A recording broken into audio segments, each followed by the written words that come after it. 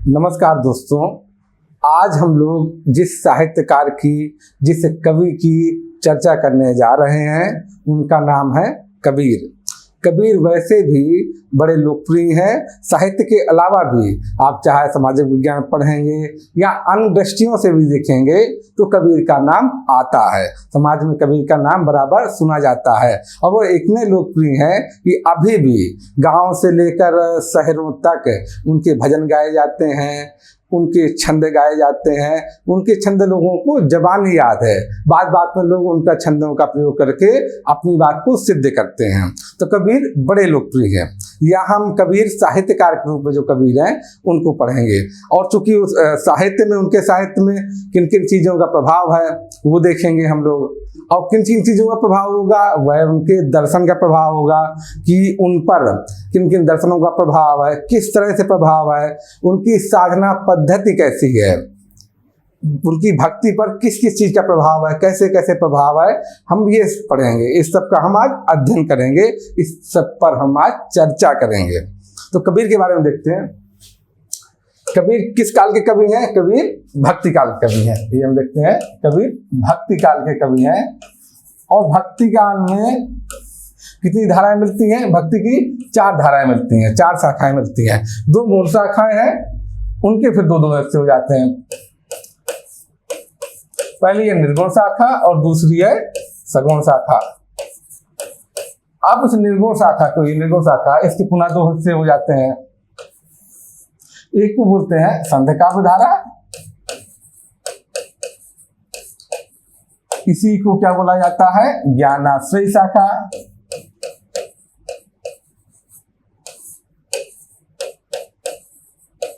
और इसी की जो दूसरी शाखा है इसको बोला जाता है सूफी काव्य धारा। निर्गुण का ही भी हिस्सा है सूफी काव्य धारा। सूफी काव्य धारा को ही क्या बोला जाता है? प्रेमाश्रय शाखा। सूफी काव्य धारा को ही प्रेमाश्रय शाखा के नाम से जाना जाता है। तो ये हमने देखा, ये भक्ति काल के ही। सगुण में फिर 2 हिस्से हैं, राम भक्ति धारा और कृष्ण भक्ति धारा। तो जिस कबीर की जो हम चर्चा कर रहे हैं वो किस में आते हैं? वो ज्ञानाश्रय शाखा है या संत काव्य धारा है निर्गुण की, वो उसके प्रतिनिधि कवि हैं। इसलिए हम आज कबीर की जो विशेषताएं पढ़ेंगे कबीर के साहित्य की,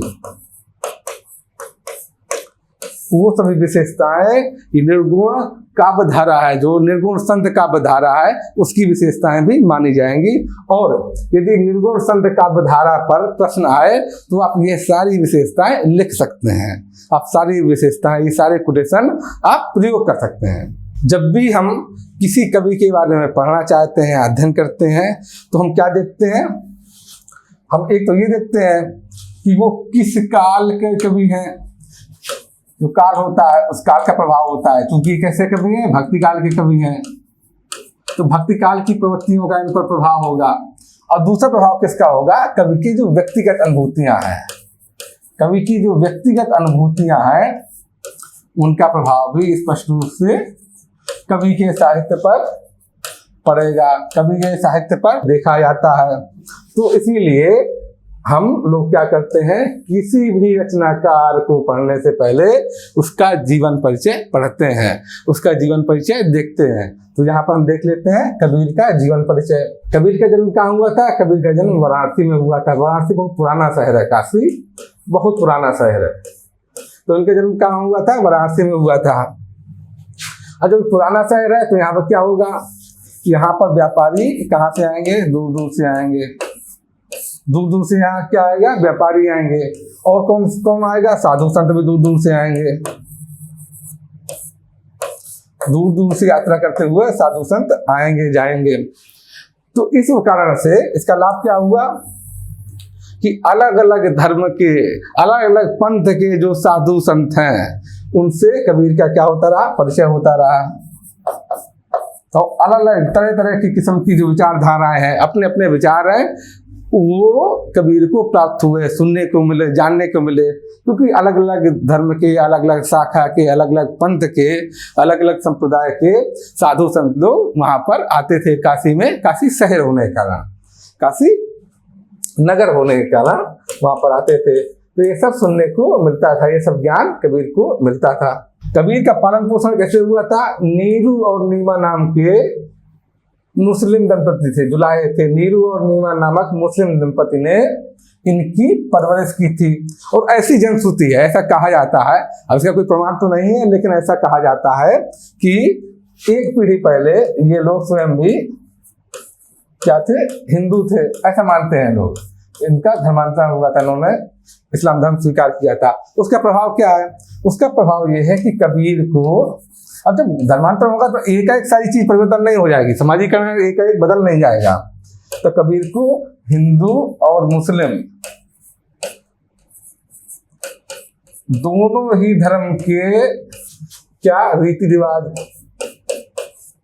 दोनों ही धर्म के आप देखेंगे रीति रिवाज हुए, आडंबर हुए, रीति रिवाज हुए, आडंबर हुए, और क्या कुरीतियां हुई। दोनों ही धर्म में जो भेदभाव है, जो समस्याएं हैं, उनका पता था। दोनों ही धर्मों की समस्याओं को, भेदभावों को, कुरीतियों को, आडंबरों को, रीति रिवाजों को करीब जानते थे, बेहतर से जानते थे, अच्छे से जानते थे। उनको इसके बारे में ज्ञान था, इसका ये फायदा हुआ। और इसका प्रभाव देखेंगे कि जब भी वह व्यंग्य करते हैं या अपनी बात रखते हैं तो हिंदुओं पर भी कमेंट करते हैं, उसी तरह मुसलमानों पर भी कमेंट करते हैं। दोनों धर्मों की कमियों को वो उजागर करते हैं एक साथ, ऐसा आप देखेंगे। आगे क्या है? जाति से क्या थे वो? कबीर जाति से जुलाहे थे, जाति से जुलाहे थे और आजीवन जीवन भर जुलाहे का कार्य वह करते रहे। इसका क्या प्रभाव देखेगा इनके साहित्य पे? इसका प्रभाव ये देखेगा कि जो जुलाहा का क्या काम होता है, जुलाहा क्या कार्य करता है? जुलाहा कपड़ा बुनने का कार्य करता है। तो कपड़ा बुनने का कार्य जब जुलाहा करता है तो उसके दौरान, इस प्रक्रिया में, कपड़ा बनाने की प्रक्रिया में बहुत सारी चीजें होती है, बहुत सारे उपकरणों का इस्तेमाल होता है, जैसे करगा, बहुत सारी चीजों का इस्तेमाल होता है, पूनी, ये सब का। या जब कपड़ा रंगा जाता है तो कपड़ा रंगने की प्रक्रिया होती है, उसमें जो मजीठी लगता का इस्तेमाल होता है। इन सब का वर्णन आप देखेंगे कबीर के साहित्य में आता है। कहीं ना कहीं कबीर ने इन सब का प्रयोग किया है, उदाहरणों के रूप में या प्रतीकों के रूप में, अमूल चीज को मूर्त रूप में दिखाने में, इन सब का प्रयोग कबीर ने किया है। कबीर के साहित्य में ये सब चीजें दिखती हैं, आसानी से मिलती हैं। प्रवृत्ति से कैसे थे कबीर? प्रवृत्ति से संत थे, सत्संग में उनकी रुचि थी, सत्संग में रुचि थी। इसी वजह से जो भी बाहर से साधु संत आते थे उनके पास से जाते थे, उनके समीप जाते थे और उनके विचारों को ग्रहण करते थे। यदि वो विचार उनको ठीक लगे तो उन पर आचरण भी करते थे। तो सत्संग में उनकी रुचि थी। अनपढ़ थे, पढ़े लिखे नहीं थे कभी, क्योंकि वो जमाना था, उस जमाने में जो निम्न वर्ण के लोग थे, निम्न वर्ण के या निम्न वर्ग के लोग थे, उनको शिक्षा नहीं मिलती थी। सिर्फ उच्च वर्ण के या उच्च वर्ग के लोगों को ही शिक्षा प्राप्त होती थी। इसलिए कबीर कैसे थे? कबीर अनपढ़ थे, लेकिन तर्क और विवेक पर उनका बड़ा जोर था। तो बड़े पढ़े लिखे नहीं थे, लेकिन तर्क और विवेक पर उनका बड़ा जोर था। हर बात को वो तर्क की कसौटी पर कसते थे, उसके बाद उसको स्वीकार करते थे। और इसी वजह से आप देखेंगे उनके साहित्य में, उनके दोहों में, उनके दोहा जो भी देखेंगे आप, तर्क और विवेक की बात होगी। वो आंख मूंद कर किसी भी परंपरा को, किसी भी आडंबर को स्वीकार नहीं करते हैं। वो हर जगह तर्क की बात करते हैं, ये आप देखेंगे। और ये बात उन्होंने स्वयं स्वीकारी है। ये बात ऐसे पता चलती है कि उन्होंने स्वयं स्वीकारी है। जैसे कि मसी कागज छुओ नाही, कलम गही नहीं हाथ। मसी मतलब होता स्याही, मसी कागज, कागज और दबदबात स्याही है, वो तो मैंने छुई नहीं। मसी कागज छुयो नाही और कलम गही नहीं हाथ, मैंने कभी जीवन में कलम नहीं पकड़ी। तो बता रहे हैं कि भाई मैं अनपढ़ हूँ, मैंने ये सब नहीं पढ़ा, पढ़ाई लिखाई नहीं हुई मेरी। अपने अंतिम समय में कहाँ चले गए? मगहर चले गए। ऐसा विश्वास था उस समय ऐसा विश्वास था, विशेषकर हिंदुओं का विश्वास था ऐसा, उस जमाने में ऐसा विश्वास हुआ करता था कि जो व्यक्ति काशी में मरता है वो कहा जाता है स्वर्ग जाता है, उसे मोक्ष की प्राप्ति हो जाती है। और जो व्यक्ति मगहर जाता है, जो व्यक्ति मगहर कहाँ पड़ता है, ये खलीलाबाद में पड़ता है, गोरखपुर के पास है जगह खलीलाबाद, वहीं पर पड़ता है ये मगहर। और जो व्यक्ति मगहर जाता है, मगहर में जिसकी मृत्यु होती है, वो कहाँ जाता है, नर्क को जाता है सीधा। ऐसा उस समय विश्वास प्रचलित था। कबीर क्या है, कबीर इस चीज को आंख मूंद के नहीं स्वीकार कर सकते, वो हर चीज को तर्क की कसौटी पर कसते हैं, जब खत्म करता है तभी मानते हैं। तो इस आडंबर को तोड़ने के लिए, इससे जो इस तरह की बातें थी, इन अफवाहों को खत्म करने के लिए, तोड़ने के लिए उन्होंने क्या किया, अपने अंतिम समय में वो कहाँ चले गए, मगहर चले गए रहने के लिए, ये दिखाने के लिए कि ये बातें फर्जी हैं, बकवास है, पूरी बकवास है, सब कुछ है नहीं। तो इन सब बातों को बकवास सिद्ध करने के लिए वो स्वयं कहाँ चले गए, अपने अंतिम समय में मगहर चले गए रहने के लिए। अंधविश्वास का विरोध करने के लिए उन्होंने ऐसा किया। तो ये क्या दिखाता है, उनकी अमायकता दिखाता है, उनकी अमायकता दिखाता है। ये दिखाता है कि वो कितने दृढ़ संकल्पित हैं, वो कितने दृढ़ संकल्पित हैं। जो बोलते हैं, जो उन्होंने जीवन भर जिन बातों की चर्चा की, जिन बातों पर स्वीकृत जारी की, उस पर वो खड़े उतरते हैं, उसका वह अमल करते हैं। वो स्पष्ट रूप से मानते थे कि ये अंधविश्वास है, आडंबर है। इसी वजह से वो जीवन के अंतिम समय में काशी छोड़कर मगहर निवास करने के लिए चले गए, और मगहर में ही उन्होंने अपने प्राण त्यागे। ऐसा जो बोलते हैं गट्स बहुत कम लोगों में होता है। इसी वजह से कबीर कबीर हैं, इसी वजह से कबीर का इतना महत्व है। अब हम लोग क्या देखेंगे, हम लोग देखेंगे कबीर के साहित्य की विशेषताएं। कबीर के साहित्य की हम लोग क्या देखेंगे, विशेषताएं देखेंगे। कबीर की जब भी हम किसी की विशेषताएं देखते हैं साहित्य की, तो दो हिस्सों में देखते हैं, संवेदना पक्ष और शिल्प पक्ष। संवेदना पक्ष को देखते हैं और शिल्प पक्ष को देखते हैं। तो पहले हम क्या देखेंगे, संवेदना पक्ष देखेंगे। संवेदना पक्ष देखेंगे तो क्या सबसे पहले मिलता है, सभी प्रकार के भेदभाव का इन्होंने क्या किया है, निषेध किया है, विरोध किया है। क्यों ऐसा किया है, क्योंकि कबीर का क्या मानना है, कबीर का ये मानना है कि जो सभी प्राणी हैं, जितने भी इस दुनिया में प्राणी हैं, उन सभी प्राणियों को किसने बनाया है, उस एक ईश्वर ने ही बनाया। सभी में उस ईश्वर का अंश व्याप्त है, उसी एक ईश्वर का सब में अंश व्याप्त है। इस नाते क्या हुए, सभी प्राणी समान हुए, कोई भी ऊंचा नीचा नहीं है। सारे प्राणियों में जब इसी ईश्वर का अंश है, उसी ब्रह्म का अंश है, तब उनमें अंतर कैसे हो सकता है, सारे प्राणी बराबर हैं। तो उन्होंने प्राणी मात्र की समानता का सिद्धांत दिया, प्राणी मात्र की समानता का संदेश दिया।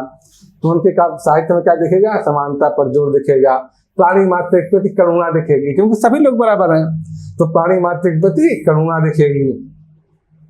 और उसी आधार पर देखेंगे आप कि उन्होंने जातिगत भेदभाव का, जातिगत भेदभाव कैसा था, जन्मगत भेदभाव था। और ये कैसा भेदभाव था, ये कृत्रिम भेदभाव था, मनुष्य द्वारा बनाया गया प्राकृतिक भेदभाव नहीं है, कृत्रिम भेदभाव है।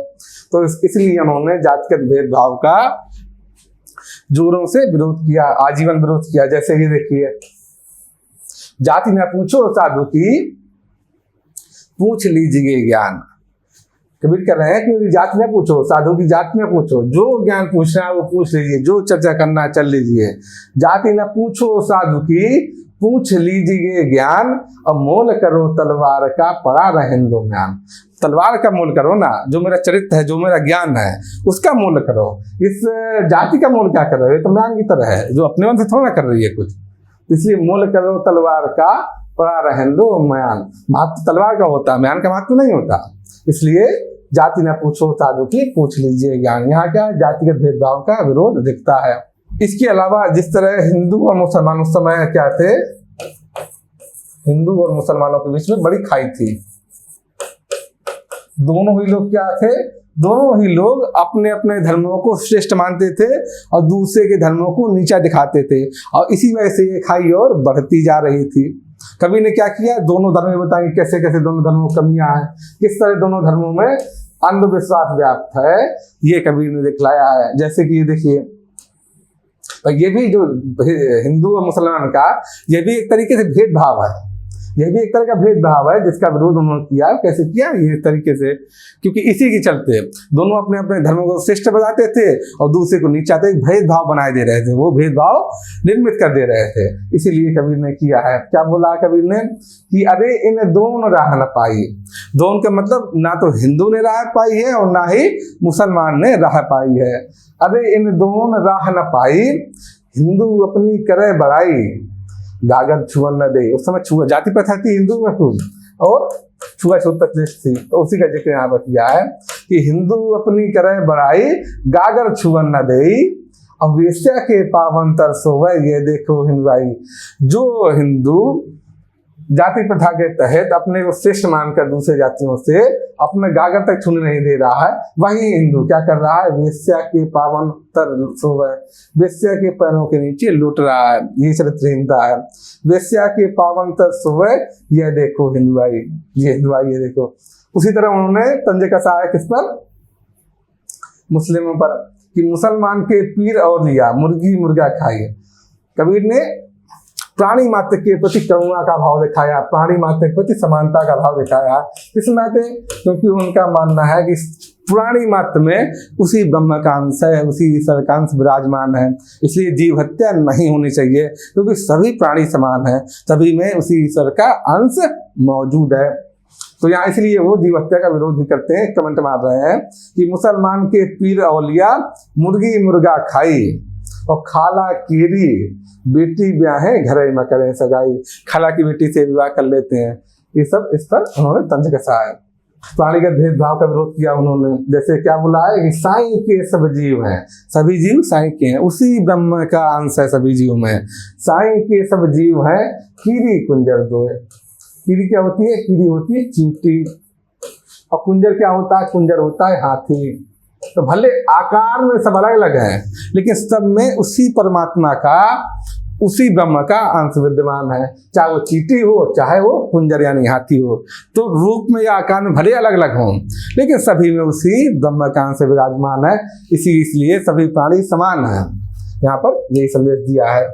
आगे देखिए करुणा का भाव। जब सभी प्राणी समान है तो करुणा होगी एक दूसरे के प्रति, क्योंकि सभी में उसी ब्रह्म का अंश है। हम क्यों किसी की हत्या करें, क्यों किसी के प्राण लें? ये देखिए जीव हत्या का उन्होंने कैसे विरोध किया है कि बकरी पाती खात है, ताकि काढ़ी खाल। तो ढोलक बजाई जाती है ना, ढोलक में जो चमड़ा लगा रहता है वो किसका होता है? बकरी के खाल का होता है। तो बकरी पाती खात है, ताकि काढ़ी खाल। और जो नर बकरी खात है, जो बकरी खाता है, जो मटन खा रहा है, जो नर बकरी खात है, ताको कौन हवाल। भाई बकरी तो पत्ती खा रही है, उसकी तो तुमने वो निकाल ली, खाल उतार ली और उसमें ढोलक में मर ली, तुमने अन्य जगहों पर इस्तेमाल कर रहे हो। बकरी पाती खात है, ताकि काढ़ी खाल। और जो नर बकरी खात है, तुम तो उस बकरी को खा रहे हो, तुम्हारा क्या हाल होगा, तुम्हारा क्या असर होगा बाद में, वो उसका सोचो। धार्मिक आडंबरों का विरोध कबीर ने, चूंकि कबीर कैसे हैं, किस तरह के व्यक्ति हैं? कबीर तर्कशील व्यक्ति हैं। आप लोग देखेंगे कैसे व्यक्ति हैं कबीर। कबीर तर्कशील व्यक्ति हैं। जब कबीर तर्कशील व्यक्ति हैं तो इस तरह के आडंबरों का वो क्या करेंगे? विरोध करेंगे। क्यों विरोध करेंगे? क्योंकि आडंबर जो है वो तर्क की कसौटी पर खड़े नहीं उतरते। आडंबर कभी भी तर्क की कसौटी पर खड़े नहीं उतरते, इसलिए वो क्या करते हैं? तर्क आडंबरों का विरोध करते हैं। कबीर के यहाँ आडंबरों का विरोध आपको जबरदस्त रूप में दिखेगा। जैसे कि देखिए, पाथर पूजे हरि मिले, यदि पत्थर पूजने से ईश्वर मिलेंगे, हरि मिलेंगे। अगर पत्थर पूजने से परमात्मा मिल जाए तो मैं पूजूं पहाड़, तो मैं पहाड़ को ही पूजा करूंगा, पहाड़ को ही पूजूंगा। ये किस लिए, किस पर व्यंग है? मूर्ति पूजा पर व्यंग है। ये मूर्ति पूजा पर ही व्यंग है कि पाथर पूजे हरि मिले तो मैं पूजूं पहाड़, और ताते ये चाकी भली पीस खाए संसार। उससे तो ये चक्की ही भली है, पत्थर की जो चक्की है उससे तो ये चक्की ही भली है, जिसको कि पूरी दुनिया जिससे अनाज पीस कर खाती है, लोगों का जिससे पेट भरता है। तो उससे ये उस पत्थर से जिसकी आप मूर्ति बना के पूजा कर रहे हैं, उस मूर्ति से तो ये चक्की ही भली है, चक्की ज्यादा अच्छी है। एक तरह की कसौटी पर कस रहे हैं और उसके बाद बता रहे हैं, मूर्ति पूजा का विरोध कर रहे हैं यहाँ पर कबीर। आगे देखिए, ये दूसरे आडंबर का विरोध है। पहले आडंबर का विरोध हुआ मूर्ति पूजा का, और यहाँ पर देखिए कि काकर पाथर जोड़ के मस्जिद लई बनाए और ताचर मुल्ला बांग दे क्या बहरा हुआ खुदाए। कंकड़ और पत्थर जोड़ के, ईट पत्थर जोड़ के क्या कर लिया तुमने, मस्जिद बना ली, बड़ी ऊंची मस्जिद बना ली। और ताचर मुल्ला बांग दे, उस पर चढ़कर जो अजान करता है मौलवी, उसी जिक्र हो रहा है कि ताचर मुल्ला बांग दे, जगा रहे हो तुम ईश्वर को, भगवान को जगाना चाहते हो। ताचर मुल्ला बांग दे क्या बहरा हुआ खुदा है, क्या तुम्हारा खुदा बहरा है। तो ये व्यंग्य कर रहे हैं उस पर, आडंबर पर, जो मुस्लिम आडंबर है उन पर कबीर व्यंग्य कर रहे हैं।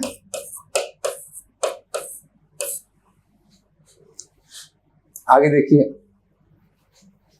गुरु को महत्व भक्ति काल में आप देखेंगे, पूरे भक्ति काल में गुरु का महत्व बहुत अधिक होगा, गुरु की वैल्यू बहुत अधिक होगी। और विशेषकर जब आप पढ़ेंगे निर्गुण ज्ञानाश्रय रखा, निर्गुण संत का बधारा। वैसे तो पूरे भक्ति काल में हर जगह पर गुरु का महत्व है। इसलिए जो भी आप प्रबंध काव्य देखेंगे तो प्रबंध काव्य के आरंभ में ही सबसे पहले गुरु की स्तुति ही की गई है, ऐसा आप पाएंगे। तो गुरु की स्तुति हमेशा की गई है, हमेशा गुरु को महत्व दिया गया है, क्योंकि इस काल की कवियों का या इस काल के जो भक्त हैं, भक्तों का क्या मानना है, भक्तों का ये मानना है कि मोक्ष कैसे प्राप्त हो सकता है, मोक्ष प्राप्त होगा ज्ञान से। मोक्ष कैसे प्राप्त होगा, मोक्ष प्राप्त होगा ज्ञान से, ज्ञान से ही मोक्ष प्राप्त होगा। और ज्ञान कौन देगा, ज्ञान की प्राप्ति कैसे होगी, ज्ञान की प्राप्ति गुरु से ही होगी, गुरु ही ज्ञान देगा। इसलिए गुरु का महत्व बहुत अधिक है। ईश्वर प्राप्ति के लिए गुरु की आवश्यकता जरूरी है। बिना गुरु के ज्ञान के आप मोक्ष प्राप्त नहीं कर सकते, ईश्वर मिलन संभव नहीं है, ऐसा मानना है भक्तों का। इसीलिए गुरु का महत्व बहुत अधिक है। पूरे भक्ति काल में गुरु का महत्व आपको बहुत अधिक मिलेगा। और निर्गुण संत धारा में तो गुरु का महत्व और भी ज्यादा है। वो इतना ज्यादा है कि देखिए यहाँ पर क्या बोल रहे हैं कबीर कि गुरु गोविंद दो वो खड़े काके लागों पाए। मेरे सामने गुरु भी है और गोविंद यानी ईश्वर भी खड़े हैं, दोनों लोग खड़े हैं सामने सामने। गुरु गोविंद दो वो खड़े काके लागों पाए, मैं किसको पहले प्रणाम करूं, बलिहारी गुरु आपने, हे गुरुदेव मैं आप पर न्यौछावर हो रहा हूँ, तो मैं पहले आपको प्रणाम कर रहा हूँ। आपका दर्जा मेरे लिए ईश्वर से भी ऊपर है। बलिहारी गुरु आपने गोविंद दियो बताया, क्योंकि आपने ही ईश्वर तक पहुंचने का मार्ग बताया है, इसलिए आपका दर्जा ईश्वर से भी ऊपर है। गुरु का दर्जा यहाँ पर ईश्वर से भी ऊपर रखा है। जो संत कवि हैं यहाँ पर गुरु को इतना अधिक महत्व है, आप देखेंगे। आगे चलते हैं, आगे हम लोग देख लेते हैं कि निर्गुण ऊपर ईश्वर की उपासना। यहाँ पर हम थोड़ा चर्चा कर लेंगे कि पहली बात तो निर्गुण का अर्थ क्या है, निर्गुण का अर्थ आखिर क्या है, निर्गुण का मतलब क्या है। निर्गुण का मतलब ये नहीं है कि ईश्वर गुणहीन है। इन्होंने ईश्वर की व्याख्या निर्गुण रूप में की है, उसका अर्थ ये नहीं है कि ईश्वर गुणहीन है। तब क्या मतलब है, निर्गुण का अर्थ है कि ईश्वर में इतने गुण है वो कि वह गुणातीत है। वो इस तरह के गुण है ईश्वर के अंदर कि हम लोग उसकी व्याख्या नहीं कर सकते, वो हमारी व्याख्या से परे है। इस तरह के गुण है ईश्वर के अंदर। यदि हम उसका रूप बताएंगे कि कितना लंबा है, कितना चौड़ा है, किस आकार का है, तो हम लोग बताने में समर्थ नहीं है, क्योंकि वो गुणातीत है, वो इससे परे है। हम उसको माप नहीं सकते, हम उसको तौल नहीं सकते, हम उसकी व्याख्या ऐसे नहीं कर सकते कि इस तरह का हमको देखता है। तो जब ईश्वर इस तरह का होगा कि हम उसकी व्याख्या न कर पाए, वो गुणातीत हो जाएगा। गुणों से इतना परिपूर्ण है ईश्वर कि वह गुणातीत हो गया, उसकी हम व्याख्या नहीं कर पा रहे हैं, तब उसको क्या बोलेंगे, निर्गुण। तो ईश्वर क्या है, यहाँ पर निर्गुण है।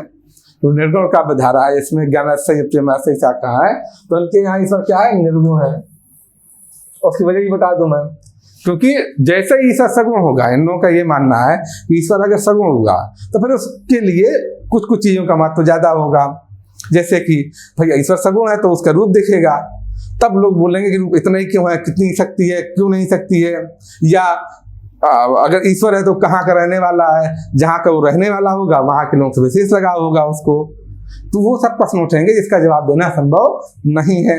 इसी वजह से लोगों ने क्या माना कि ईश्वर निर्गुण है, ये गुणातीत है, उसके अंदर इतने गुण हैं, वो गुणों से ऐसा परिपूर्ण है कि हम लोग उसकी व्याख्या नहीं कर सकते, ऐसा देखिएगा। अच्छा, अब क्या होती है उससे आगे, जब ईश्वर निर्गुण हो गया, तो निर्गुण हो गया तो वो दिख नहीं रहा हमको स्पष्ट रूप से, साकार रूप में नहीं दिख रहा, उसका आकार नहीं है। भाई निर्गुण है तो साकार रूप में हमको दिखेगा नहीं वो। तो जब भक्त का ये ईश्वर है जो कि साकार रूप में नहीं है, निराकार है ईश्वर। भाई जब गुणातीत है तो कैसा होगा, निराकार है।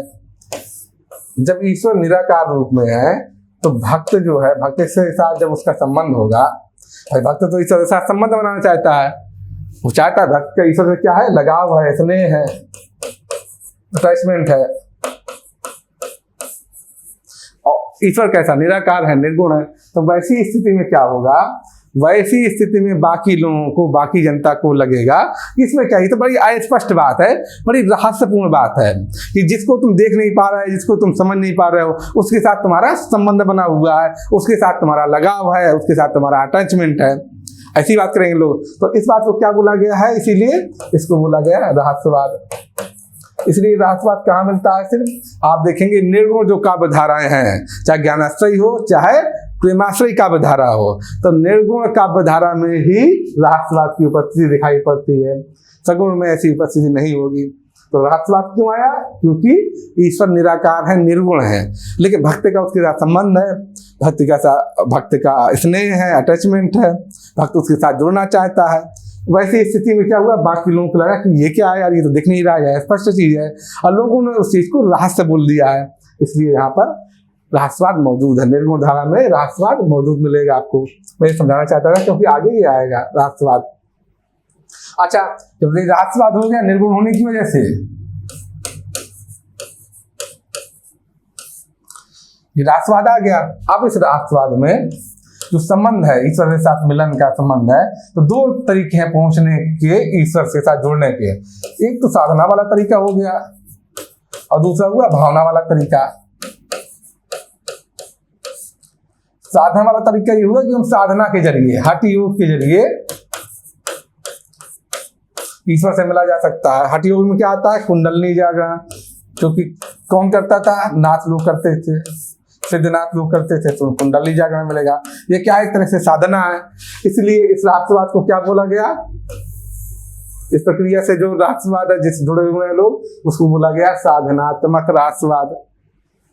और दूसरा तरीका क्या है कि भावना के माध्यम से ईश्वर से जुड़ा जाए।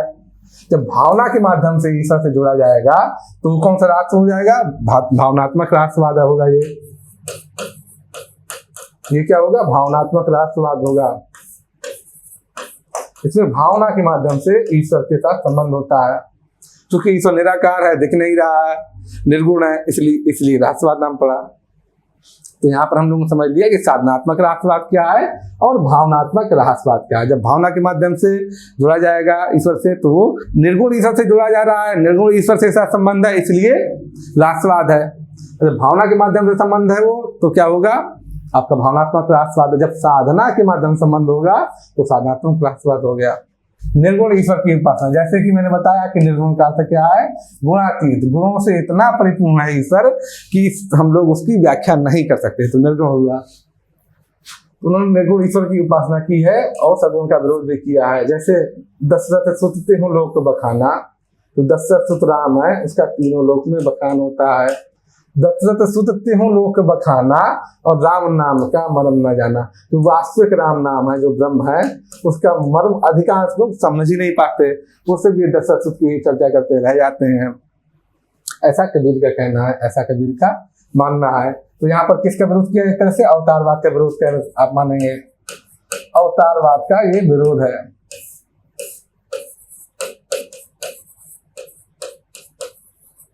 अवतारवाद का विरोध है और निर्गुण का समर्थन है, सगुण का विरोध है एक तरह से।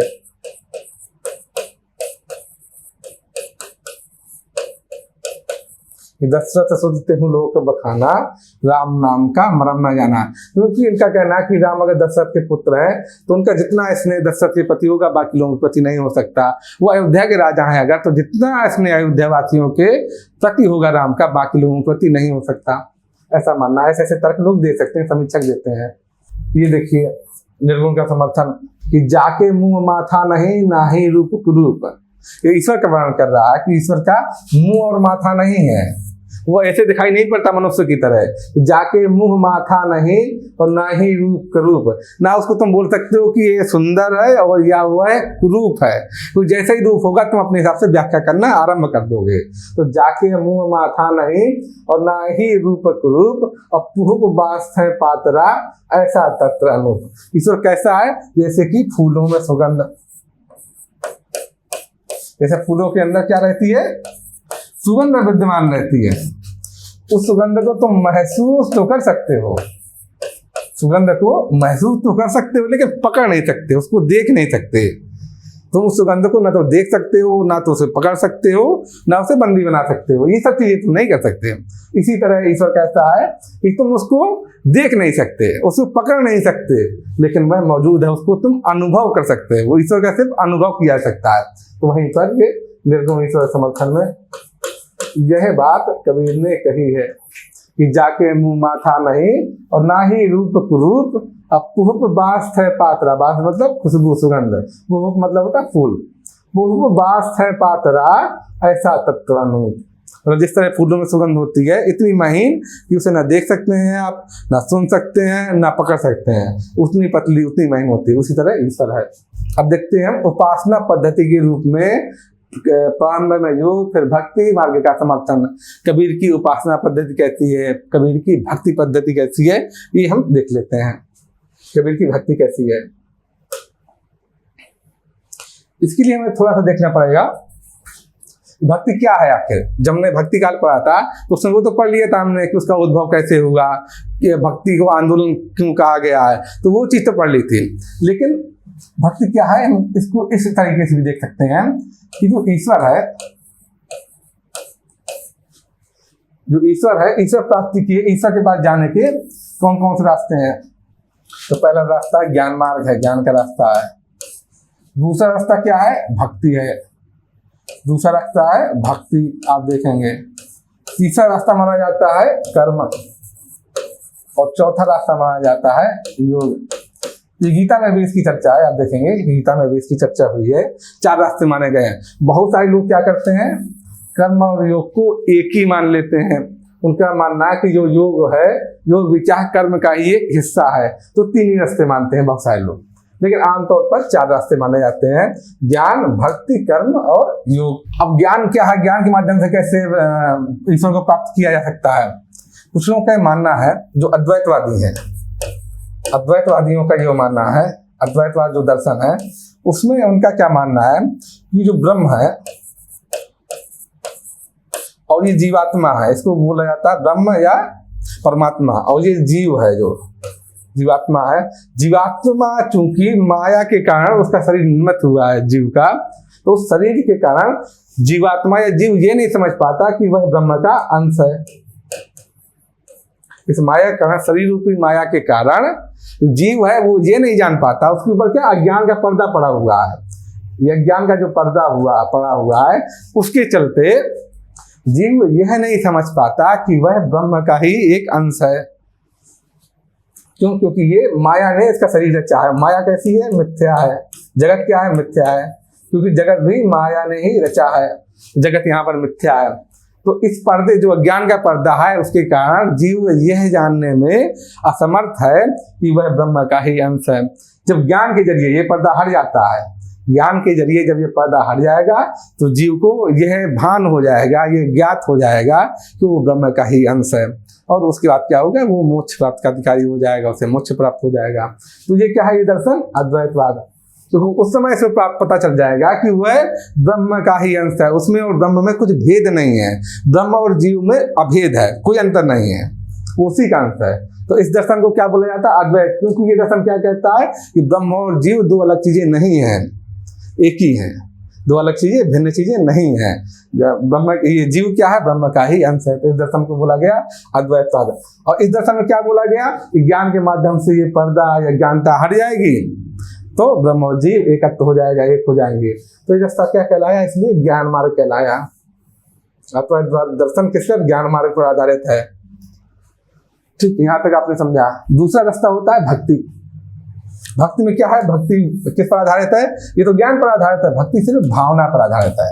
भक्ति के लिए ना तो ज्ञान चाहिए कि आप भाई उतने ज्ञानी नहीं है, उतने विवेकपूर्ण नहीं है, कोई बात नहीं, तो भावना होनी चाहिए, ना करना चाहिए। कर्म मार्ग क्या है देख लेते हैं। कर्म मार्ग किस पर टिका है? तीर्थाटन, तीर्थाटन हुआ, यज्ञ हुए, और भी चीजें जो होती हैं, लोग व्रत त्योहार हो जो सब करते हैं, जितने आडम्बर में आते हैं वो चीज पर आते हैं, कर्म मार्ग पर आते हैं। योग मार्ग पर आप जानते ही हैं, योग का एक हिस्सा प्राणायाम है। बहुत सारे लोग प्राणायाम को ही योग मान लेते हैं, लेकिन योग बड़ी चीज है। योग पूरा दर्शन है, जो सर्व दर्शन है हिंदुओं का। हिंदुओं में सर्व दर्शन की परंपरा है, तो इसमें सबसे पहले आता वेदांत, और योग भी उसका एक दर्शन है। जो 6 दर्शन है उसमें वेदांत भी एक दर्शन है। वेदांत का एक हिस्सा है अद्वैतवाद। वेदांत के बहुत सारे हिस्से, बहुत सारी चीजें, उसका एक हिस्सा अद्वैतवाद माना जाता है। इसी तरह योग भी सर्व दर्शन में से एक दर्शन है। तो योग में बहुत सारी चीजें आती हैं। प्राणायाम भी एक चीज है, ध्यान भी एक चीज है। ध्यान बड़ी महत्वपूर्ण चीज है, उसी से बाद में ईश्वर की प्राप्ति होती है, वो देखा गया योग में। कर्म में क्या आता है? कर्म तीर्थाटन, यज्ञ, व्रत, ये सब चीजें आती हैं जो लोग करते हैं। अधिकांश लोग किसमें उलझे रहते हैं? अधिकांश जनता कर्म में उलझी रहती है। लेकिन कर्म को वही व्यक्ति कर सकता है जो संपन्न है, साधन संपन्न है। जो साधन ही न बेचारा, ना तो तीर्थाटन कर पाएगा, ना पूजा पाठ करवा पाएगा, अन्य चीजें भी नहीं कर सकता वो। तो कर्म मार्ग भी जो साधन संपन्न व्यक्ति है वही कर सकता है, उसी के अनुकूल है। तो बचा क्या? भक्ति। भक्ति हर कोई कर सकता है। कैसे? कि भक्ति में किसी और चीज की आवश्यकता ही नहीं है। भक्ति में किस चीज की आवश्यकता है? सिर्फ भावना की। आपके अंदर भावना होना चाहिए ईश्वर के प्रति, ईश्वर उन्मुख आपके मन में भावना होनी चाहिए, ईश्वर उन्मुख भाव होना चाहिए। बस यही इसकी एलिजिबिलिटी है, यही अर्हता है भक्ति के लिए, कि आपके मन में ईश्वर उन्मुख सिर्फ भावना होनी चाहिए। उस भावना के कारण ही आप भक्ति के माध्यम से ईश्वर को प्राप्त कर सकते हैं। ये कहलाता है भक्ति मार्ग कहलाता है। मैंने इसलिए चर्चा की कि जब आप पढ़ेंगे कि कबीर की भक्ति पर किस किस चीज का प्रभाव है, किन किन साधना पद्धतियों का प्रभाव है, या किन किन दर्शनों का प्रभाव है, ये आप देखेंगे। इसलिए मैंने ये चर्चा की कि भक्ति मार्ग पर किस किस चीज का प्रभाव है। योग में ही आता है, योग में जो आप पढ़ेंगे हठ योग आता है, जो कि सिद्धनाथ लोगों का दिया हुआ है हठ योग। उसमें कुंडली जागरण की प्रक्रिया होती है। हठ का मतलब होता है कि सूर्य और चंद्रमा का मिलन करा दिया जाए, अर्थात परस्पर विरोधी चीजों का मिलन करा दिया जाए। उसमें उसके तहत ही क्या होता है? कुंडली जागरण की प्रक्रिया होती है। कुंडली जागरण क्या है? सिद्धनाथ लोगों का ये मानना है कि जिस तरह से हमारे अंदर कुंडलनी है, वैसे ही ब्रह्मांड में भी कुंडलनी व्याप्त है। ब्रह्मांड की जो कुंडलनी है वो बड़े रूप में है, और हमारे अंदर जो कुंडलनी है उसी के सूक्ष्म रूप है, छोटा रूप है। तो उसमें क्या करते हैं? इस सठ चक्र भेदन परंपरा के तहत योग के माध्यम से, ध्यान के माध्यम से अपने नीचे से चक्र पार करते हुए चले जाता है व्यक्ति, और 6 चक्र भेदने के बाद 7वें चक्र में जब पहुंच जाए तब माना जाता है कि ईश्वर के दर्शन होंगे, एक मोक्ष की प्राप्ति होगी, मोक्ष की अवस्था में व्यक्ति पहुंचेगा। ऐसा उनका मानना है सिद्धनाथ लोगों का। सिद्धनाथ जो संत है वैसा मानना है उनका। तो ये परंपरा क्या कहलाती है? कुंडली जागरण कहलाती है, हठ योग परंपरा कहलाती है। ये तो योग के अंतर्गत आती है, ये योग का हिस्सा है, हठ योग परंपरा। ये देखेंगे आप। तो अब देख लेते हैं कबीर क्या क्या क्या मिलता है, कैसे कैसे मिलता है। कबीर ने जब भक्ति आरंभ की, कबीर ने भक्ति आरंभ की, तो प्रारंभ में कबीर ने जब भक्ति आरंभ की, कबीर का मानना क्या है? कबीर का ये तो मानना है कि जो जीव है वो ब्रह्म का ही अंश है। कबीर का ये मानना है कि जीव क्या है? ब्रह्म का अंश है, अज्ञान का पर्दा पड़ा हुआ है, इसलिए भिन्न महसूस करता है, और जगत क्या है? मिथ्या है। ये आपको बार बार दिखेगा कि माया महा ठगनी हम जानी, माया महा ठगनी हम जानी, त्रिगुण फांस लिए कर डोले, भूले माधुरी बानी, माया महा ठगनी हम जाने। ये चीज दिखेगी कबीर की साहित्य में। तो यहाँ आप क्या पाएंगे? कबीर की भक्ति में जो दर्शन है या चिंतन है, दर्शन है या जो चिंतन है, वो किससे प्रभावित है?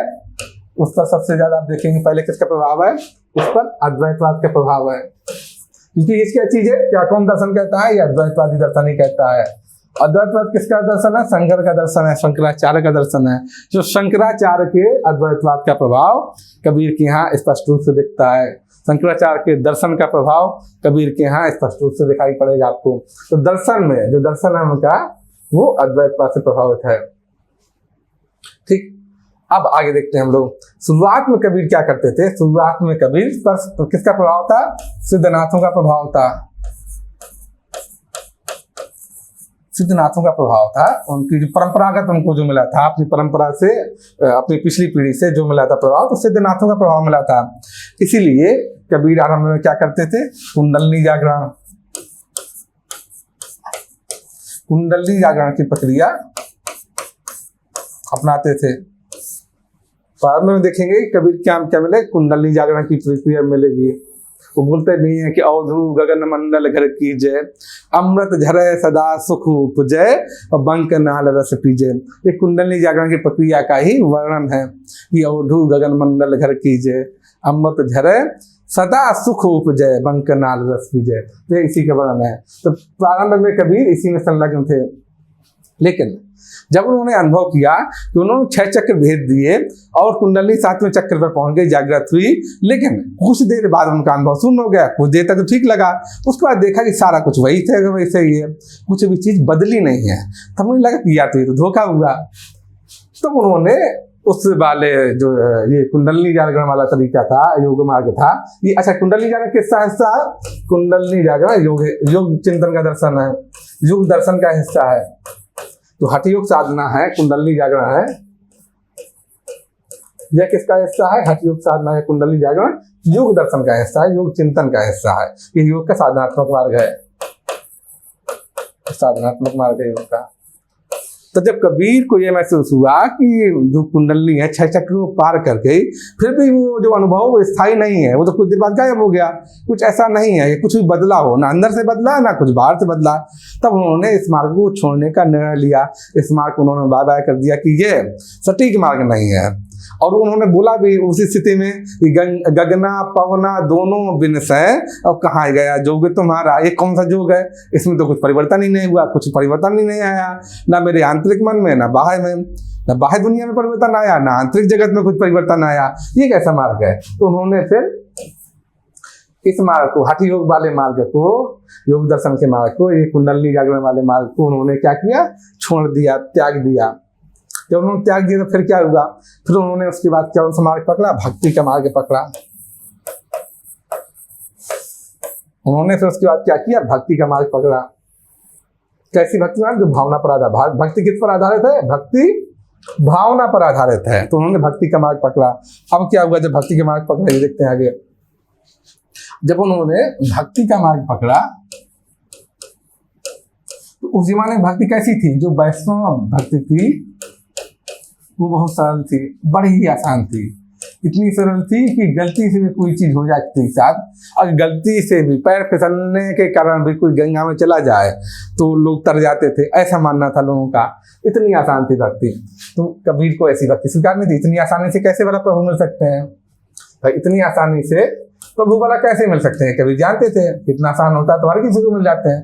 तो उन्होंने क्या किया? भक्ति की मार्ग को कैसा बनाया? कठोर बनाया, थोड़ा मुश्किल बनाया।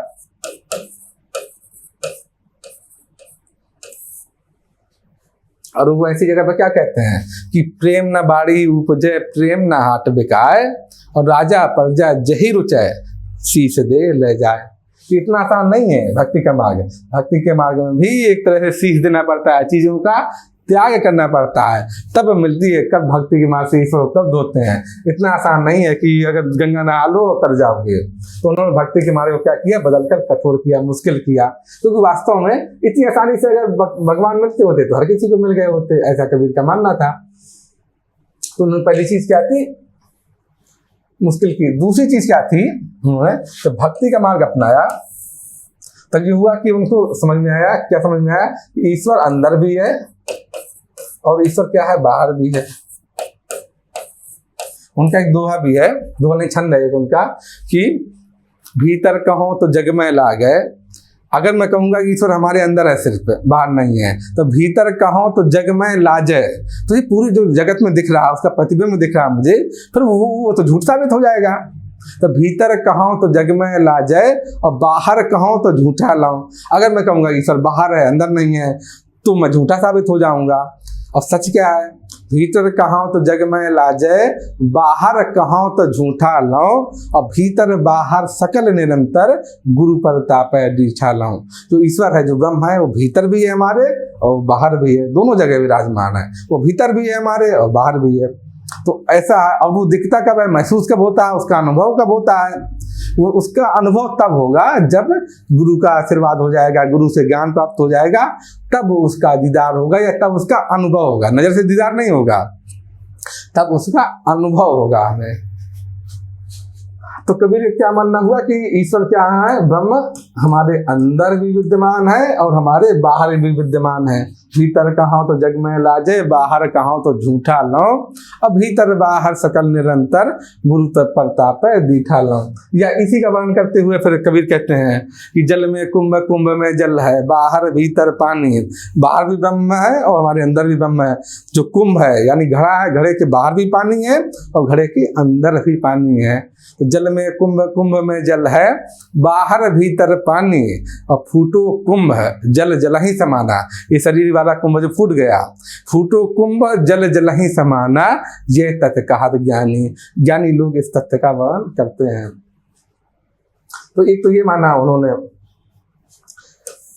तो जब ये माना कबीर ने कि ईश्वर बाहर भी है अंदर भी है, जब ईश्वर बाहर भी है तो क्या माना गया फिर कि प्रकृति के सारे उपादान में ईश्वर की झलक है। प्रकृति के सारे उपादानों में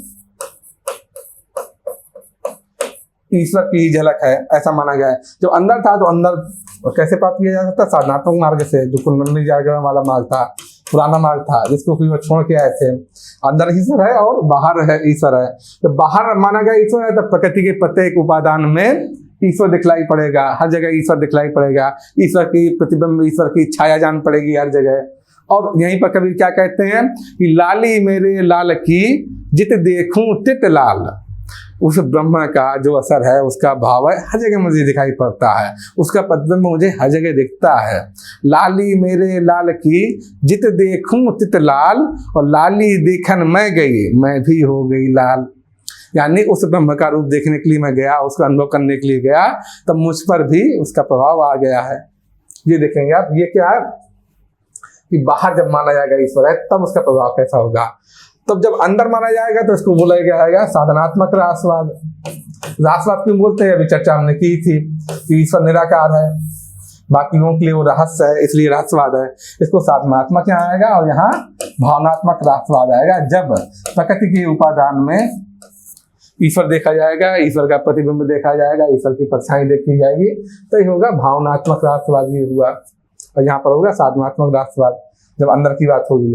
तो ये चीज आप भक्ति में देखेंगे। कहीं कहीं पर आप ये पाएंगे कि कबीर क्या है ना, ईश्वर को विभिन्न रूपों में देखते हैं। कभी उसको पति के रूप में, कभी उसको मालिक के रूप में, अलग अलग गाँव में। तो कहीं कहीं पर आप देखेंगे कि थोड़ा थोड़ा कुछ कुछ तपत्तिवाद का भी असर दिखेगा। ये देखिए कि मैं तो कूता राम का, कबीर ने स्वयं को क्या घोषित किया है, राम का कुत्ता घोषित किया है कि मैं तो कूता राम का और मुतिया मेरा नाम। नाम क्या है मेरा? मोती मेरा नाम है। नाम भी कितना गजब का है, मोती, कितना प्यारा नाम है। मैं तो कूता राम का, मुतिया मेरा नाम, और गले राम की जेवड़ी। राम का जी जेवड़ी है वो मेरे गले में पड़ी हुई है, पट्टा राम का मेरे गले में पड़ा हुआ है। गले राम की जेवड़ी, जंजीर गले में राम की पड़ी हुई है। अजित खींचे तित जाऊं, जहां मुझे राम यानी ब्रह्म ले जाएगा मैं वहां उसी तरफ चला जाऊंगा। तो ये किसका? प्रपत्तिवाद का असर, वैष्णव प्रपत्ति का वाद का असर है। प्रपत्तिवाद का मतलब दास भाव से ईश्वर से प्रार्थना किया जाए, भक्ति की जाए दास भाव से, ये वैष्णव प्रपत्तिवाद कहलाता है। तो वही अब हम देख लेते हैं यहाँ पर जो लिखा हुआ है, इस चिंतन में कबीर की उपासना पद्धति है, उसमें किस किस का प्रभाव है। तो कबीर की उपासना पद्धति में सबसे पहले हमने क्या देखा, योग का प्रभाव।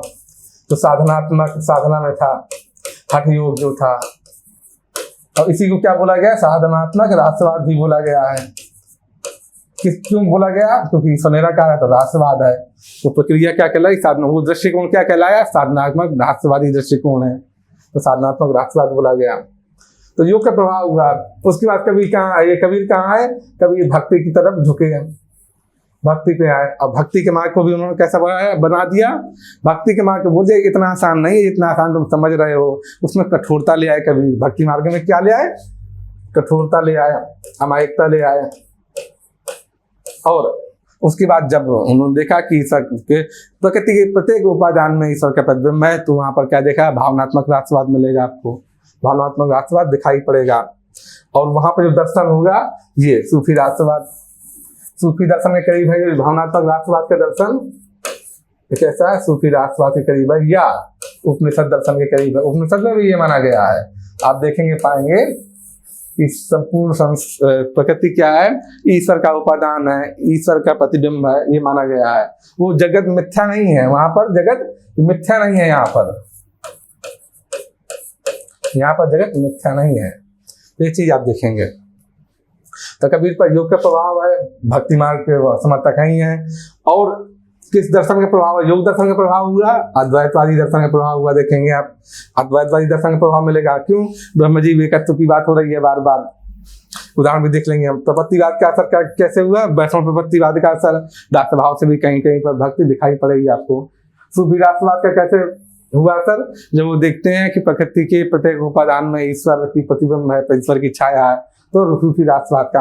इनका कोटेशन भी देख लेते हैं, क्योंकि एग्जाम में आपको कोटेशन लिखना पड़ेगा। ये गगना पौना दोनों दिन से कहा गया जोग तुम्हारा, ये कब का कोटेशन है, कब का है, जब उन्होंने षडचक्र भेद लिया। षडचक्र भेदन के उपरांत कबीर ने देखा, ये तब की बात हो रही है जब हठ योग साधना के तहत, हठ योग साधना के तहत, जब कबीर ने हठ योग साधना के तहत, जो कि सिद्धनाथों का है, इसके तहत देखा कि षडचक्र ने भेद लिया, इसके बावजूद भी सच में कुछ परिवर्तन नहीं आया। तब वो कहते हैं कि गगना पौना दोनों दिन से सब कुछ मुझे वैसे का वैसा ही दिखाई पड़ रहा है। कहाँ गया जो तुम्हारा जो आखिर गया क्या, तुम्हारे योग का आखिर क्या प्रभाव पड़ा। तो यहाँ सुनो, तो उसके बाद इसको छोड़ देते हैं योग मार्ग को। फिर उसके बाद कबीर ने क्या किया, पकड़ी टेक कबीर भगत की, भक्ति की टेक पकड़ ली, भक्ति का टेक माने रास्ता पकड़ लिया। पकड़ी टेक कबीर भगत के काजी रहे जगमाल।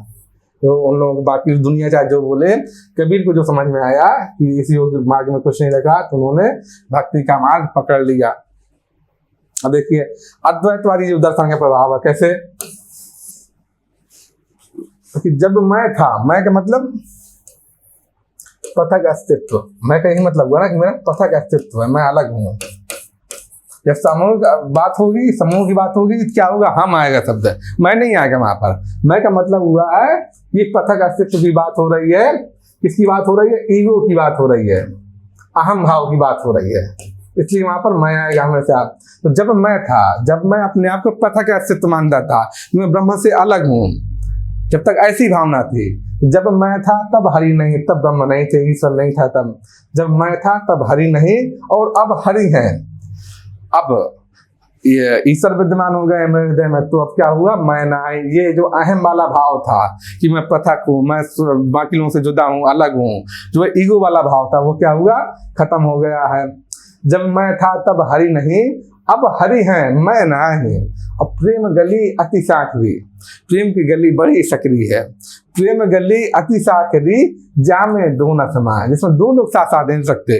या तो ये अहम भाव रहेगा, प्रथकता भाव रहेगा, या फिर ईश्वर रहेंगे, दोनों से एक ही रह सकता है वहां पर। इसीलिए प्रारंभ में जो अहम भाव था मेरा, प्रथकता वाला भाव था, उस समय ईश्वर नहीं थे। और जब ईश्वर आए तब ये वाला भाव तिरोहित हो गया, ये वाला भाव खत्म हो गया है। तो इसके किसका दिखा रहा है, किसका प्रभाव है, अद्वैतवाद का, जो कहता है कि ब्रह्म और जीव दो अलग अलग चीजें नहीं है, दोनों एक ही हैं। वो सिर्फ अज्ञान का पर्दा पड़ा हुआ है, इसलिए जीव को पृथकता का अनुभव होता है, इस मैं भाव का, इस अहम भाव का अनुभव होता है, ऐसा अद्वैतवाद कहता है। तो उसी का प्रभाव है यहाँ पर। अब वैष्णव के प्रपत्तिवाद का प्रभाव देखिए। प्रपत्तिवाद ऐसे लिखा जाएगा, प्रपत्तिवाद ऐसे लिखते हैं। वैष्णव के लिए एक तरह से दास भक्ति है। वैष्णव में पहले प्रकृति, शुरुआत में आप दास भक्ति देखेंगे, बाद में जब वल्लभ विहार का दर्शन देखेंगे तब वहां पर रागानुगा भक्ति आ जाती है, मधुरा भक्ति आ जाती है। तो पहले दास भक्ति पाई जाती थी वैष्णव में। तो उसी का वर्णन है कि मैं तो कूता राम का, मैं तो राम का कुत्ता हूँ, मोतिया मेरा नाम, मोती मेरा नाम है, और गले राम की जेवड़ी, गले में राम के नाम की जंजीर पड़ी हुई है, जिद खींचे तो जाऊँ, ईश्वर जहां ले जाएगा, जिस तरफ खींच देगा मैं उसी तरफ चला जाऊंगा। तो ये प्रपत्तिवाद का असर है, ये देखेंगे आप। उसके बाद देखेंगे आप क्या सूफी राष्ट्रवाद, ये देखेंगे सूफी राष्ट्रवाद का कैसे असर पड़ेगा। सूफी राष्ट्रवाद कौन सा राष्ट्रवाद होता है? भावनात्मक राष्ट्रवाद, क्योंकि यह भावना पर आलंबित है, किसी साधना पर आलंबित नहीं है, इसलिए इसलिए कहलाता है भावनात्मक राष्ट्रवाद कहलाएगा ये। तो सूफी राष्ट्रवाद कहता है भावनात्मक राष्ट्रवाद है।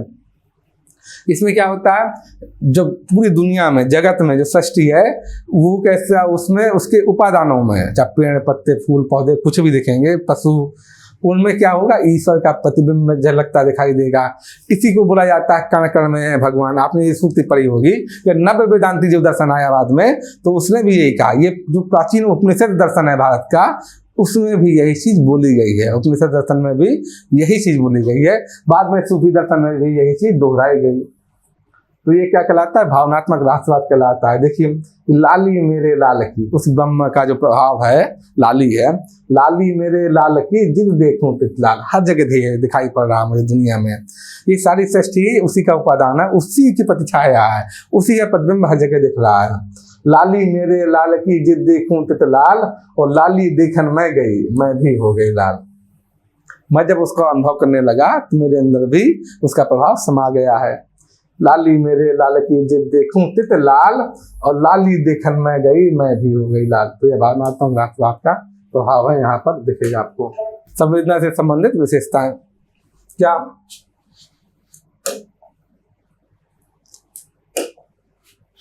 अध्यात्म से संबंधित रचनाएं।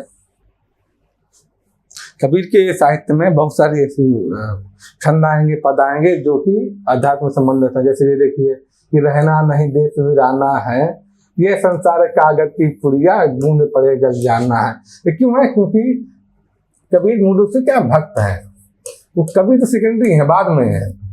मूल रूप उनका क्या है? भक्त का रूप है। कबीर का रूप तो बाद में आता है, संत का रूप बाद में आता है, समाज सुधारक वाला रूप उनका बाद में आता है। मूल रूप में वो क्या है? मूल रूप में कबीर क्या है? भक्त है। देखिएगा आप, रहना नहीं देश वीराना है, ये संसार क्या है? वीराना देश है, दूसरा देश है। मूल देश कौन सा हमारा है? वही ईश्वर के पास जाना है हमें, परलोक की हमारा मूल देश है। रहना नहीं देश वीराना है, दूसरे का देश है। ये संसार कागज की पुड़िया, ये संसार कैसा है? कागज की पुड़िया के समान है, अतः ये स्थायी नहीं है, मिथ्या है, या नष्ट होता जाता है। ये इसमें यहाँ पर कोई भी चीज स्थायी नहीं है, कागज की पुड़िया के समान ही यहाँ पर नष्ट होने वाली चीजें हैं। कोई भी चीज स्थायी नहीं है, क्षण भंग हो रहे है संसार। तो रहना नहीं देश वीराना है, और यह संसार कागज की पुड़िया, बूंद पड़े गल जाना है। इस तरह से कागज पर आप पानी डालोगे तो गल जाता है वो, इसी तरह से ये संसार क्षण भंग हो रहा है, और ये स्थायी नहीं है। हम भी यहाँ कुछ समय के लिए आए हैं, हमको वापस जाना है। ये यहाँ प्रभाव है। ये इसका असर देखेगा आपको, ये असर है आपको अद्वैतवाद का ही असर देखेगा, क्योंकि अद्वैतवाद में ही क्या बोला गया है? ब्रह्म सत्यम जगत मिथ्या, जगत मिथ्या है, ये भाव आएगा। तो ये जगत मिथ्या वाला भाव है। तो ये किसका असर है? अद्वैतवाद का असर है। तो अध्यात्म संबंधित है। आगे देखिए, सामाजिक विडंबनाओं पर तीखा व्यंग्य मिलेगा, बड़ा तीखा व्यंग्य यहाँ पर दिखाई पड़ेगा आपको। जैसे मुड़ मुड़ाए हरि मिले सबको ले मुड़ाए। आपने देखा होगा कि लोग पिंडदान करने जाते हैं या तीर्थाटन करने जाते हैं, बड़े बड़े मंदिरों में जाते हैं, नदी स्नान करने जाते हैं, तो क्या करते हैं? अपने बाल मुड़वा लेते हैं, अपने बालों को मुड़वा लेते हैं। तो उसी पर व्यंग्य करते हुए कबीर ने लिखा है, क्या लिखा है कि मुड़ मुड़ाए हरि मिले सबको ले मुड़ाए। अगर सिर के बाल मुड़ाने से ईश्वर प्राप्ति हो तो हर कोई मुड़ा लेगा, इसमें क्या मुश्किल चीज है? तो बड़ी आसान बात हो गई। तो मुड़ मुड़ाए हरि मिले सबको ले मुड़ाए, और बार बार के मुड़ते भेड़ न बैकुंठ जाए। तो उसमें उन्होंने एक एग्जाम्पल दिया, उदाहरण दिया है कि इस तरह भेड़ क्या होती है, भेड़ के जो बाल होते हैं वो ऊन के रूप में प्रयोग होते हैं। तो इसलिए क्या किया जाता है, उसको बार बार बालों को काट लिया जाता है, मोड़ लिया जाता है। तो जिस तरह से बार बार मोड़ा जाता है किसको, भेड़ को, बार बार के मोड़ने के कारण भेड़ वैकुंठ को नहीं चली जाती, उसके अंदर ज्ञान ही नहीं है, वो कैसे वैकुंठ को जाएगी। इस तरह से भेड़ वैकुंठ को नहीं जा सकती। इसी तरह तुम जो मंदिरों में जाके, नदी किनारे जाते, तीर्थाटन पर जाके, तीर्थों पर जाकर जो बार बार मुड़ा ले रहे हो, उससे कुछ होने वाला नहीं है, ये तुम्हारा भ्रम है। यहाँ पर कबीर उसी पर व्यंग्य कर रहे हैं, इस पर व्यंग्य कर रहे हैं, सामाजिक विडंबना पर व्यंग्य कर रहे हैं। अगला बिंदु है शास्त्रीय ज्ञान के बजाय अनुभव को महत्व। कबीर ने शास्त्रीय ज्ञान के बजाय, शास्त्र के बजाय अनुभव को ज्यादा महत्व दिया है। इसीलिए इसे शास्त्र और लोक के द्वंद्व का काल भी कहा जाता है। किसको, भक्ति काल को, कि शास्त्र और लोक के बीच में द्वंद्व है। अच्छा, लोक किसका समर्थक होता है, लोग अनुभव का समर्थक होता है, और शास्त्र किसका समर्थक होते हैं, रूढ़ियों का समर्थन करते हैं, पुरानी रूढ़ियों का समर्थन करते हैं। और लोग किस पर टिका होता है, लोग अनुभव पर टिका होता है, इसलिए लोग का महत्व ज्यादा है, अनुभव का महत्व ज्यादा है। तो वहीं पर देखिए कबीर क्या बोलते हैं, मैं कहता आँखिन की देखी, मैं तो वही बोल रहा हूँ जो मैं प्रत्यक्ष अपनी आंख से देख रहा हूँ, अनुभव कर रहा हूँ, मैं तो वो बात बोल रहा हूँ। और तुम क्या कह रहे हो, शास्त्र वाले जो पंडित है उसको बोल रहे हैं, जो शास्त्र वाला पुरोहित है उसके लिए ये बोल रहे हैं कबीर कि मैं कहता आँखिन की देखी और तू कहता कागज की लेखी। तुम तो वही बोल रहे हो जो तुम्हारे कागज में लिखा है, तुम्हारी किताबों में लिखा है, क्योंकि मैं अपने अनुभव के आधार पर बोल रहा हूँ। तेरा मेरा मनवा कैसे एक हो रे, हम लोगों के विचार वाला कैसे मिल सकते हैं, हम लोगों के विचार वाला कैसे मिल सकते हैं, वो मिल ही नहीं सकते। क्यों, क्योंकि मैं तो अपने अनुभव के आधार पर बोल रहा हूँ और तुम जो कागज में लिखी बातें हैं वो बोल रहे हो, तो कैसे हम लोगों के विचार मिलेंगे, संभव ही नहीं है। कबीर ने हमेशा किसको वरीयता दी है, अनुभव को वरीयता दी है, शास्त्र को वरीयता नहीं दी है। आगे देखिए कि जिन खोजा तिन पाइया, जिसने खोजा है वही पा सकता है, वही पाया है। जिन खोजा तिन पाइया गहरे पानी पैठ, कैसे, आसानी से नहीं, जितनी बड़ी मुश्किल से, बड़ी लगन के साथ कोई चीज खोजी रही है, बड़े परिश्रम के साथ खोजी रही है। कैसे, गहरे पानी पैठ, जैसे मोती ढूंढा जाता है ना समंदर में, जब समंदर में मोती ढूंढा जाता है तो बार बार गोताखोर नीचे जाता है समंदर के अंदर, बड़ी मेहनत के बाद उसे बड़ी मुश्किल से मोती मिलता है। तो उसी का जिक्र कर रहे हैं कि जिन खोजा तिन पाइया गहरे पानी पैठ, गहरे पानी में पैठ करके, अनुभव के समुद्र में, अनुभव की दुनिया में जाकर के, अनुभव के समुद्र में गहराई से जाकर के ही मोती मिल सकता है, तो तभी ज्ञान का मोती मिल सकता है। मैं बपुरा बूढ़न डरा रहा किनारे बैठ, मैं तो डूबने से डरता रहा तो मैं समुद्र के किनारे ही बैठा रहा।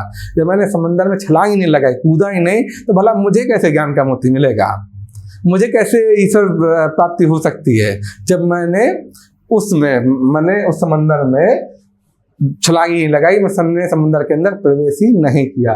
तो ये बताया गया कि जिन खोजा तिन पाइया, उसी को प्राप्त होगी ईश्वर की या ज्ञान की, इसने खोज की है, लगन के साथ खोज किया, गहरे पानी में बैठ कर खोज की है। मैं बपुरा बूढ़न डरा, मैं तो बड़ा होशियार समझता था अपने आप को।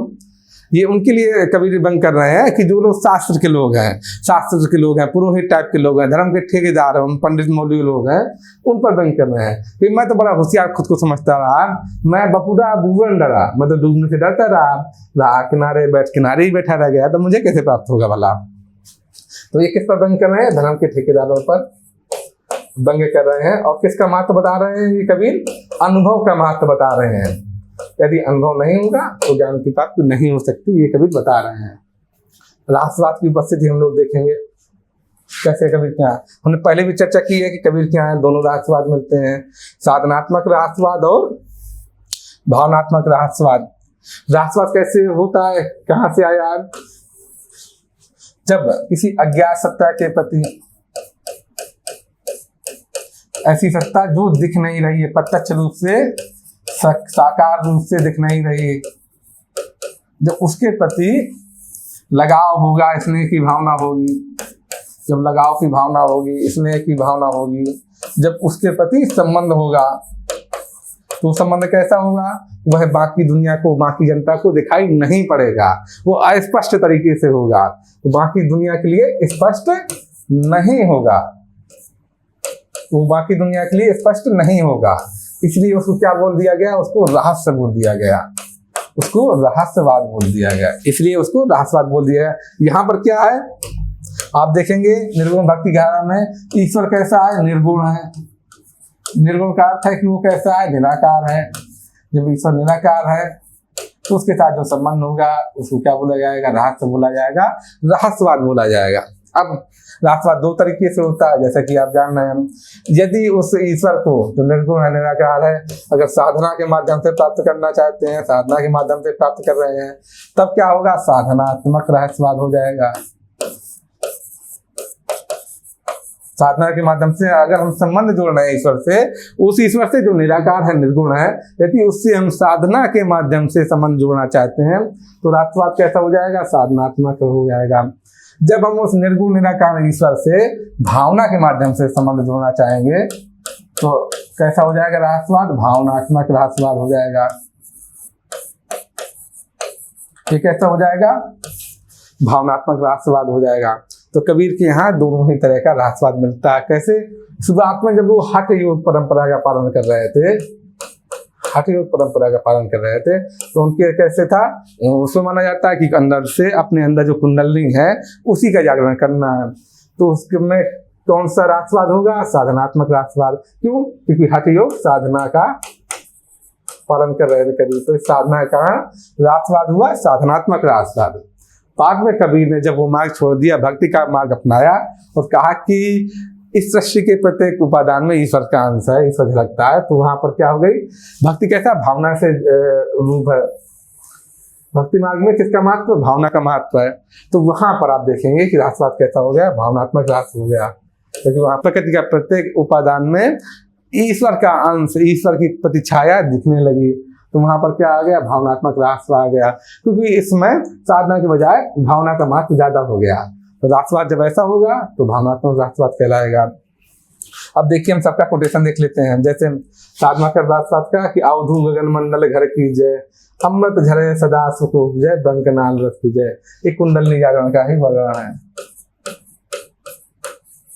कुंडलनी जागरण का ही वर्णन है, उसका वर्णन दिखाई देगा।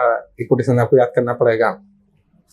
भावनात्मक रहस्यवाद का वर्णन ये कि लाली मेरे लाल की जित देखूं तित लाल, ये हमने अभी उससे पहले भी डिस्कस किया है कि लाली मेरे लाल की जित देखूं तित लाल, और लाली देखन मैं गई मैं भी हो गई लाल। तो ये भावनात्मक रहस्यवाद के कोटेशन का उदाहरण है कि संपूर्ण सृष्टि में ही ईश्वर का अंश विद्यमान दिखाई दे रहा है, ईश्वर की प्रतिछाया दिखाई रही है, ईश्वर का प्रतिबिंब दिख रहा है। ये देखिए आगे हम देखते हैं। 11वां पॉइंट है प्रेम को महत्व। कबीर के यहाँ आप देखेंगे प्रेम को महत्व अत्यधिक दिया गया है। प्रेम को महत्व क्योंकि उनका मानना है कि इस सृष्टि में जितने प्राणी हैं, जितने भी लोग हैं, वो सभी उसी ईश्वर का अंश है, सभी उसी ईश्वर द्वारा बनाए गए हैं। तो उस वजह से क्या है, सभी समान है। जब सभी समान है तो सभी के बीच में क्या होना चाहिए, सभी के साथ प्रेम होना चाहिए, क्योंकि सभी तो उसी के बनाए गए हैं, तो सभी के साथ प्रेम होना चाहिए। इसलिए प्रेम का महत्व बहुत अधिक है कबीर के यहाँ। जैसे देखिए, पोथी पढ़ पढ़ जग मुआ, तो शास्त्र पढ़ पढ़ के जग मर गया, पंडित भया न कोई, वास्तविक रूप से विद्वान कोई हो नहीं सका है। क्योंकि लोग क्या करते रहे, शास्त्र को रटते चले जा रहे हैं, अपने आचरण में तो उतार नहीं रहे हैं, सिर्फ रटते चले जा रहे हैं। इसीलिए पोथी पढ़ पढ़ जग मुआ, पंडित भया न कोई। पोथी पढ़ पढ़ जग मुआ, पंडित भया, मुआ मतलब मरा, पंडित भया न कोई। तो पंडित कौन है, ढाई आखर प्रेम का, जो प्रेम का 2.5 अक्षर पढ़ लेता है। इसे बहुत जगह इस्तेमाल हुआ, फिल्मों तक में बहुत इस्तेमाल होता है। 2.5 आखर प्रेम का पढ़े सो पंडित हो। 2.5 आखर प्रेम बोला गया, प्यार में कितना अक्षर है, ये देखिए 2.5। एक या हुआ अक्षर, एक रा हुआ, एक आधा, तो 1 + 1 + हाफ, तो ये कितना अक्षर हुआ, ये कितना अक्षर हुआ, 2.5 अक्षर हुआ, 1 आधा। तो प्यार में कितना अक्षर है, 2.5। इसलिए बोला गया 2.5 आखर प्रेम का पढ़े सो पंडित हो। या इसको प्रेम में भी देखिए, प्रेम शब्द है तो उसमें क्या है, आधा पा है, भाई पाहलंत है, पा रहे में ऐसे देखा जाए तो 1 अक्षर ये हुआ, 1 अक्षर ये हुआ और हाफ अक्षर ये हुआ, आधा पा है प्रेम। उसमें भी 2.5 अक्षर हैं आपके। तो जो 2.5 अक्षर पढ़ लेता है वही पंडित है, वही सच में विद्वान है। इसका अर्थ है ये कि खाली शास्त्र रखने से कोई विद्वान नहीं माना जाएगा, शास्त्र रखने से कोई ज्ञानी नहीं होगा, जब तक कि उसके अंदर सभी प्राणियों के लिए प्रेम भाव, करुणा भाव, ममता का भाव नहीं जागेगा। जब तक उसके अंदर संपूर्ण सृष्टि के प्राणियों के प्रति संवेदना वाला भाव नहीं जगेगा, तब तक उसे विद्वान नहीं माना जा सकता। खाली शास्त्र पढ़ने से किसी को ज्ञानी नहीं माना जा सकता है, ये इसका भाव है। और देखिए अखंड आत्मविश्वास, कबीर को अपने अंदर ना अखंड आत्मविश्वास है, उनके अंदर अमायिकता बहुत है, दृढ़ संकल्प आदमी है, दृढ़ संकल्पी व्यक्ति है वो, दृढ़ संकल्पित व्यक्ति है उसके, और उनके अंदर अखंड आत्मविश्वास है। अगर ये आत्मविश्वास नहीं होता ना तो वो अंत समय में काशी से मगहर नहीं जाते। ये चीज दिखाती है कि उनको अपने अंदर कितना, अपनी बात पर कितना आत्मविश्वास है। कोई व्यक्ति अगर काशी से मगहर जा रहा है तो वो दिखाता है कि उसके अंदर कितना आत्मविश्वास है। तो ये देखिए अखंड आत्मविश्वास, जैसे कि इस छंद में देखिए, इस दोहा में देखिए, दोहा है जो कि कबीरा मन निर्मल भया, मन इस तरह से निर्मल हो गया है, कबीरा मन निर्मल भया जैसे गंगा नीर, गंगा नीर की उपमा दी गई है कि कबीरा मन निर्मल भया जैसे गंगा नीर, और पाछे पाछे हरि फिरत कहत कबीर कबीर, पाछे पाछे हरि फिरत कहत कबीर कबीर। मतलब मन इस तरह से निर्मल हो गया कि भगवान स्वयं मेरे पीछे दौड़ रहा है, भगवान स्वयं मेरे पीछे आ रहा है। ये दिखाया जाता है कबीर का आत्मविश्वास दिखा रहा है चीज। यहाँ पर अलंकार भी आप उपमा अलंकार देख सकते हैं, कबीरा मन निर्मल भया जैसे गंगा नीर, ये क्या है उपमा अलंकार को उदाहरण भी आप देखेंगे। पाछे पाछे हरि फिरत कहत कबीर कबीर, कबीर के प्रति यह आत्मविश्वास दिखा रहा है।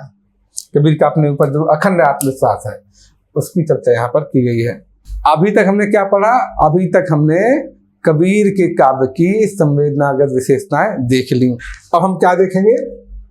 कबीर का जो साहित्य है उसकी शिल्पगत विशेषताएं, शिल्प पक्ष देखेंगे। तो आइए आरंभ करते हैं। कबीर के जो अधिकांश रचनाएं आप देखेंगे, कबीर ने मुक्तक लिखे हैं। कबीर ने क्या लिखा है? कबीर ने मुक्तक लिखे हैं, मुक्तक रचनाएं की है, प्रबंध रचनाएं नहीं की है। कबीर की रचनाएं क्या है? मुक्तक है, प्रबंध नहीं है। और उसमें भी सबसे ज्यादा क्या लिखे? दोहे आप पाएंगे, दोहे लिखेंगे, पद लिखे हैं। दोहा, चौपाई, पद, इन्हीं छंदों में रचनाएं की हैं। आपको दोहा खूब मिलेगा। और आपके सिलेबस में जो रचना है, साखी है आपके सिलेबस में, साखी किसमें लिखी गई है? दोहा में लिखी गई है। तो आपके सिलेबस में जो रचनाएं मिलेंगी वो दोहे वाली हैं। दोहा, चौपाई, पद। कबीर के जो रचनाएं हैं, जितने जो उनकी रचनाएं हैं, उसका संग्रह क्या कहलाता है? उनका संग्रह कहलाता है बीजक। कबीर के जो छंद हैं, जो रचनाएं हैं, उनका संग्रह कहलाता है बीजक। और बीजक के 3 हिस्से माने गए हैं, 3 हिस्सों में बांटा गया है, साखी, सबद और रामायणी। ये 3 हिस्सों में बीजक को बांटा गया है। जो साखी है जो आपके सिलेबस में है, उसमें क्या दोहा है, रचना है, वो देखते हैं। जैसे दोहा देखिए, साईं इतना दीजिए जामे कुटुंब समाए, ईश्वर मुझे उतना ही धन दो कि जिससे क्या हो, ये मेरे घर का काम चलता रहे। अगर ज्यादा धन दे दोगे तो क्या होगा? फिर उसकी धन में लिप्त रहूंगा, मैं तुम्हारे प्रति ध्यान ही नहीं लगा पाऊंगा। इसलिए ईश्वर से क्या मांग रहे हैं कबीर? साईं इतना दीजिए, उतना ही धन दो, जहाँ में कुटुंब समाए, कि मेरे घर का काम चलता रहे, मैं भी भूखा ना रहूं, मुझे भी भूखे पेट ना सोना पड़े, और साधु भी भूखा ना जाए। यदि मेरे घर पे कोई अतिथि आया है तो मैं उसका सत्कार कर सकूं, उसको भी खिला पिला सकूं, बस प्रभु मुझे इतना ही धन देना है। क्योंकि जैसे ही धन ज्यादा आएगा तो उसके साथ साथ धन अपने साथ समस्याएं भी लाता है, मैं फिर उसी में लिप्त हो जाऊंगा, मैं तुम्हारी तरफ ध्यान नहीं लगा पाऊंगा, मैं भक्ति नहीं कर पाऊंगा। इसलिए कबीर ऐसा कह रहे हैं। सरल साधारण लोक भाषा का प्रयोग। कबीर कैसे कवि हैं? जन कवि हैं, जनता के कवि हैं, क्योंकि उन्होंने हर जगह शास्त्र का विरोध किया है, शास्त्र का विरोध किया है, और क्या किया है? लोक का समर्थन किया है। हर जगह कबीर ने शास्त्र का विरोध किया है और लोक का समर्थन किया है। और जब जनता का समर्थन करेगा कबीर, तो भाषा कैसे इस्तेमाल करेगा? जनता की भाषा इस्तेमाल करेगा। इसलिए कबीर के यहाँ जन भाषा, लोक भाषा का इस्तेमाल हुआ है। वो स्वयं बोलते हैं, क्योंकि शास्त्र किस में लिखे जाते हैं? संस्कृत में लिखे जाते हैं। तो ये कैसी भाषा है? संस्कृत उच्च वर्गीय भाषा है, इलीट क्लास की भाषा है। संस्कृत कैसी भाषा है? इलीट क्लास की भाषा है, उच्च वर्ग की भाषा है। इसीलिए कबीर संस्कृत का विरोध कर रहे हैं। क्या बोलते हैं? कबीर बोल रहे हैं कि संस्कृत है कूप जल। संस्कृत कैसा है? कुएं के जल के समान है। संस्कृत है कूप जल, भाखा बहता नहीं। और भाखा कहता, भाखा मतलब लोक भाषा, जन भाषा। जन भाषा कहता बहते हुए नीर के समान है।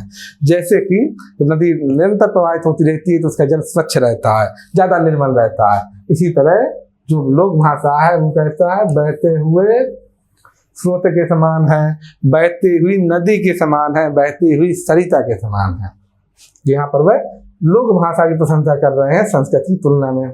कबीर की जब आप भाषा देखेंगे, यहाँ पर ये भी देख ले भाषा शैली, तो कबीर की जब आप भाषा देखेंगे, काव्य भाषा देखेंगे कबीर की, तो उनमें विभिन्न भाषाओं के शब्द उपस्थित हैं।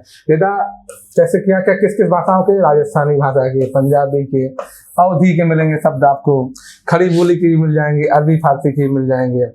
और इसी तरह ये भी देखेंगे आप साथ साथ कि इनकी भाषा में विभिन्न मतों और दर्शनों के शब्द भी मिल जाएंगे, जैसे हिंदू, बौद्ध, जैन, तंत्र, इस्लाम, सूफी, इन सब दर्शन हैं, जो ये सब विचार हैं, इनके शब्द इनकी भाषा में दिखाई पड़ते हैं। जैसे कौन कौन शब्द? सुरति, निरति, अंड, पिंड, इंगला, पिंगला, ये सब क्या सिद्धनाथ वालों के हैं। आप देखें अंड, पिंड, इंगला, पिंगला। गैब ये किसका? इस्लाम का है। गैर, गैब मतलब होता है आकाशवाणी। गैब नूर मतलब रोशनी, प्रकाश। कलमा जो पढ़ा जाता है आप देखते होंगे। बेहिस्त मतलब बैकुंठ है। बेहिस्त मतलब बैकुंठ जहाँ ईश्वर रहता है, ईश्वर का निवास होता है, उसे बेहिस्त बोला जाता है उर्दू में, इस्लाम में। मुर्शिद का मतलब होता है शिष्य आदि। इस सब जैसे इस्लामी सूफी दर्शन के शब्द हैं, इस्लामी दर्शन के शब्द हैं। इसी तरह ये सब देखिए अलग अलग दर्शनों के शब्द मिलेंगे। इसकी वजह क्या है? इसका कारण क्या है?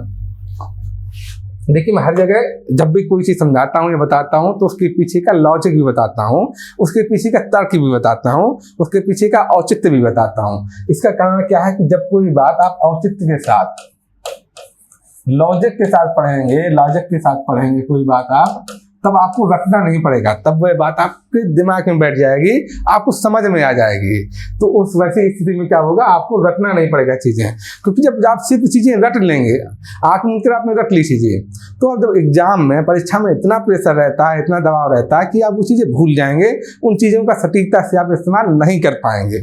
इसलिए रटने के बाद समझना जरूरी है। और समझना कैसे जरूरी है? औचित्य के साथ, लॉजिक के साथ समझना जरूरी है। तो ऐसा क्यों है कि विभिन्न भाषाओं के शब्द उपस्थित है इनकी रचना में, और विभिन्न मतों में जो शब्दावली है वो भी उपस्थित है। उसकी वजह क्या है कि मैंने पहले बताया था, कबीर कहाँ के रहने वाले हैं? काशी के। काशी में अलग अलग धर्म के जो धर्मगुरु हैं, अलग अलग संप्रदाय के जो धर्मगुरु हैं, अलग अलग विचारधारा वाले, अलग अलग दर्शन वाले, अलग अलग मत वाले जो गुरु हैं, वो क्या है वहाँ पर आते जाते रहते हैं।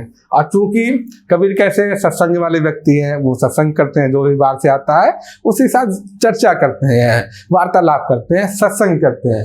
इसी वजह से, यही वजह है कि कबीर की रचना में विभिन्न, क्योंकि जब धर्मगुरु है अपने अपने क्षेत्र से आ रहे हैं तो उनकी भाषा भी अलग अलग है।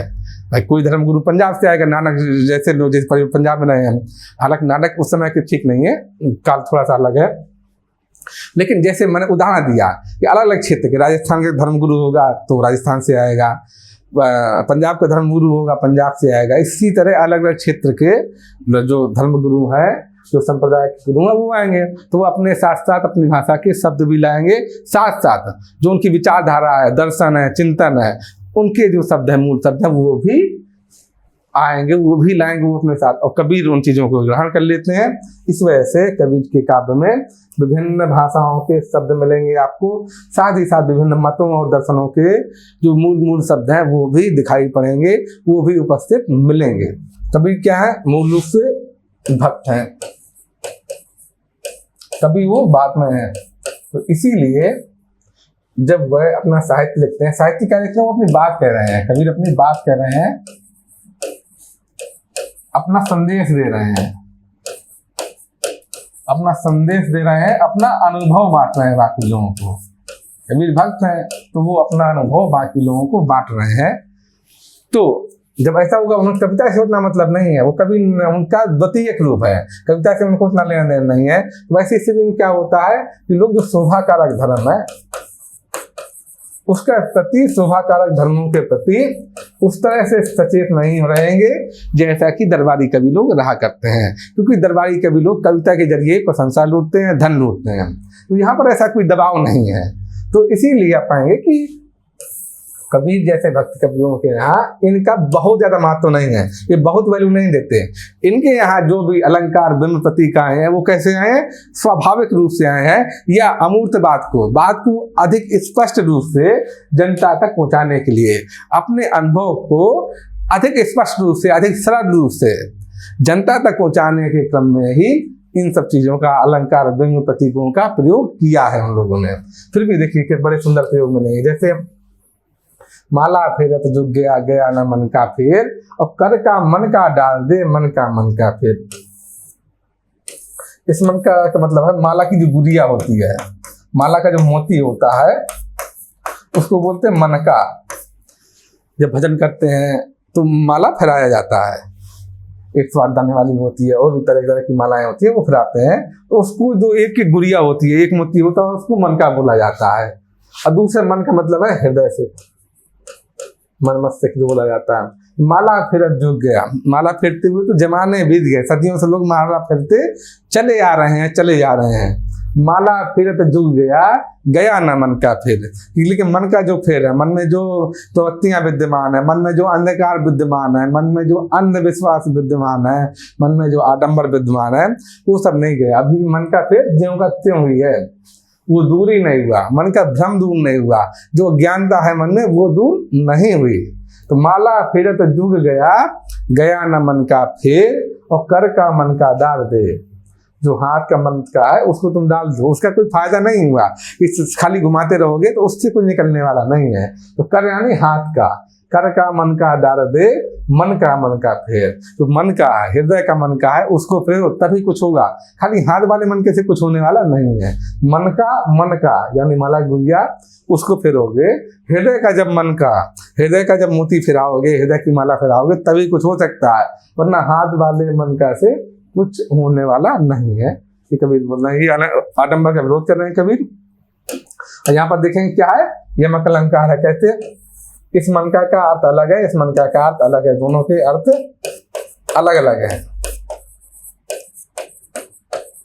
दोनों के अर्थ भिन्न है।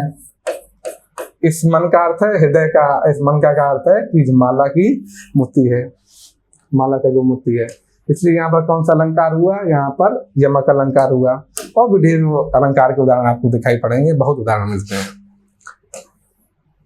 बिंब एवं प्रतीक के उदाहरण देख लीजिए, जैसे ये इसमें बिंब भी है, प्रतीक भी है, दोनों चीजों के लिए आप ये कोटेशन इस्तेमाल कर सकते हैं। जैसे जल में कुंभ में जल है, बाहर भीतर पानी। आप किसी कुएं में या तालाब में या नदी में आपने घड़ा डुबोया, घड़े के अंदर भी पानी है और बाहर भी पानी है। तो जल में कुंभ में जल है, बाहर भीतर पानी। घड़े के बाहर भी पानी है और अंदर भी पानी है। कुंभ का मतलब घड़ा। अब फूटो कुंभ जल जल ही समाना, यह तत्कात ज्ञानी। जब घड़ा फूट जाएगा, पानी से मिल जाएगा, और यही तथ्य ज्ञानी लोग बताते हैं। ये किसका प्रतीक है, कुंभ और जल? कुंभ प्रतीक है इस शरीर का, और जल प्रतीक है किसका, ब्रह्म का।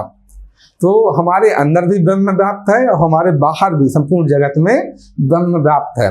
क्योंकि शरीर है, घड़े के समान शरीर है, इस वजह से अज्ञानता के कारण हम ये चीज महसूस नहीं कर पा रहे हैं। इस शरीर की उपस्थिति में जो अज्ञानता है, विराजमान है, उसके कारण हम ब्रह्म को समझ नहीं पा रहे हैं। हम नहीं समझ पा रहे हैं कि हमारे अंदर भी ब्रह्म का ही अंश है, हम भी ब्रह्म के ही अंश है। ये चीज अज्ञानता के कारण हम लोग नहीं समझ पा रहे हैं। इसलिए जब ये शरीर टूट जाएगा तो फिर आत्मा परमात्मा में विलीन हो जाती है, मिलती है, क्योंकि वो उसी का अंश है। जल में कुंभ में जल है, बाहर भीतर पानी, और फूटो कुंभ जल जल ही समाना, ये तत्कात ज्ञानी। तो ये बिंब भी इसमें दिखता है आपको, जल और कुंभ के माध्यम से। प्रतीक का भी इस्तेमाल है, मैंने बताया कुंभ शरीर का प्रतीक है, जल ब्रह्म का प्रतीक है।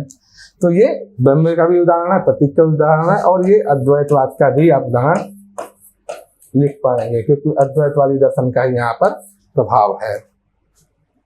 ये अद्वैतवादी दर्शन का ही प्रभाव है। तो यहाँ पर हमने ये चीज देखा, ब्रह्म जीव एकत्व की जहाँ बात होगी वो अद्वैत परिदर्शन ही होगा। कबीर के शिल्प में क्या होगा, उलटवासियों का प्रयोग मिलेगा, रूपों का प्रयोग मिलेगा, अन्य उक्तियों का प्रयोग मिलेगा। क्यों? क्योंकि कबीर जब साधनात्मक रहस्यवाद के मार्ग में थे,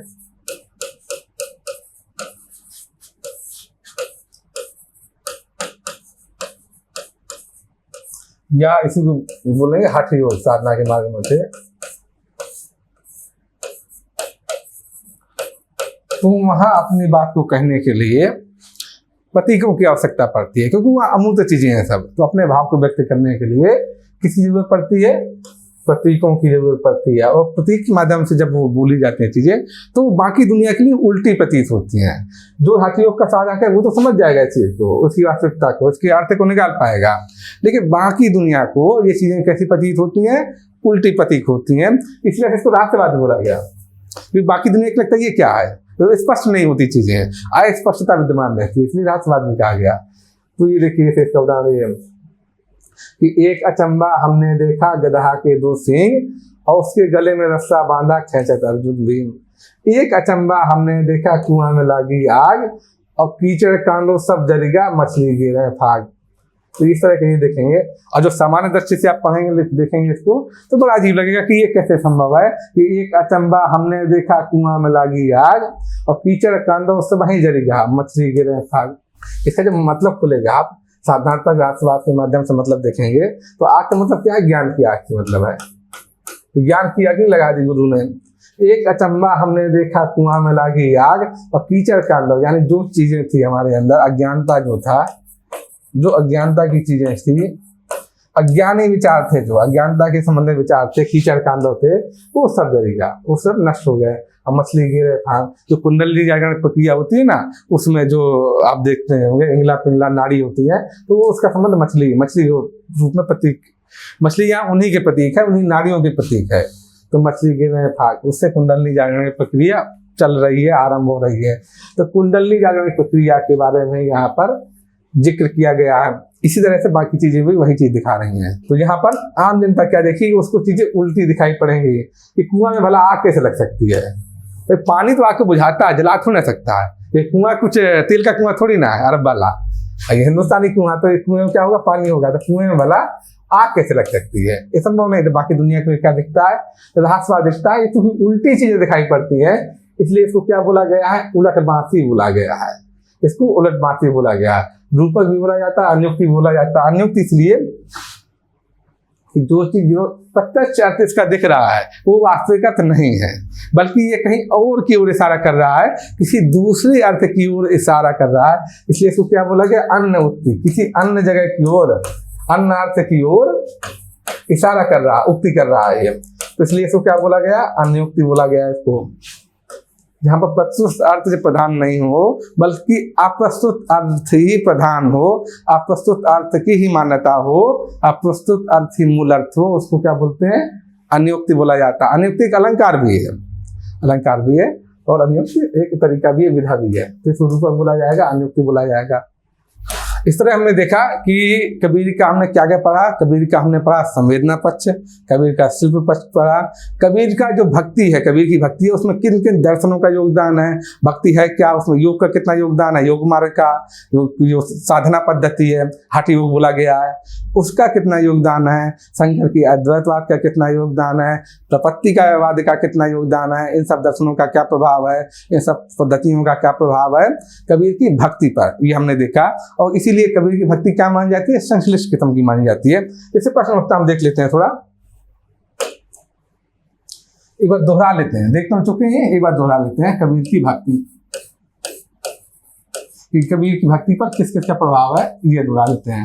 तो सबसे पहले कबीर की भक्ति पर क्या था, साधनात्मक रहस्यवाद था, हठ योग का प्रभाव था। हठ योग साधना किसकी है, सिद्धनाथों की है। जब एक बार दोहरा लेते हैं क्योंकि महत्वपूर्ण है। उसका प्रभाव था साधनात्मक रहस्यवाद का प्रभाव मिलेगा।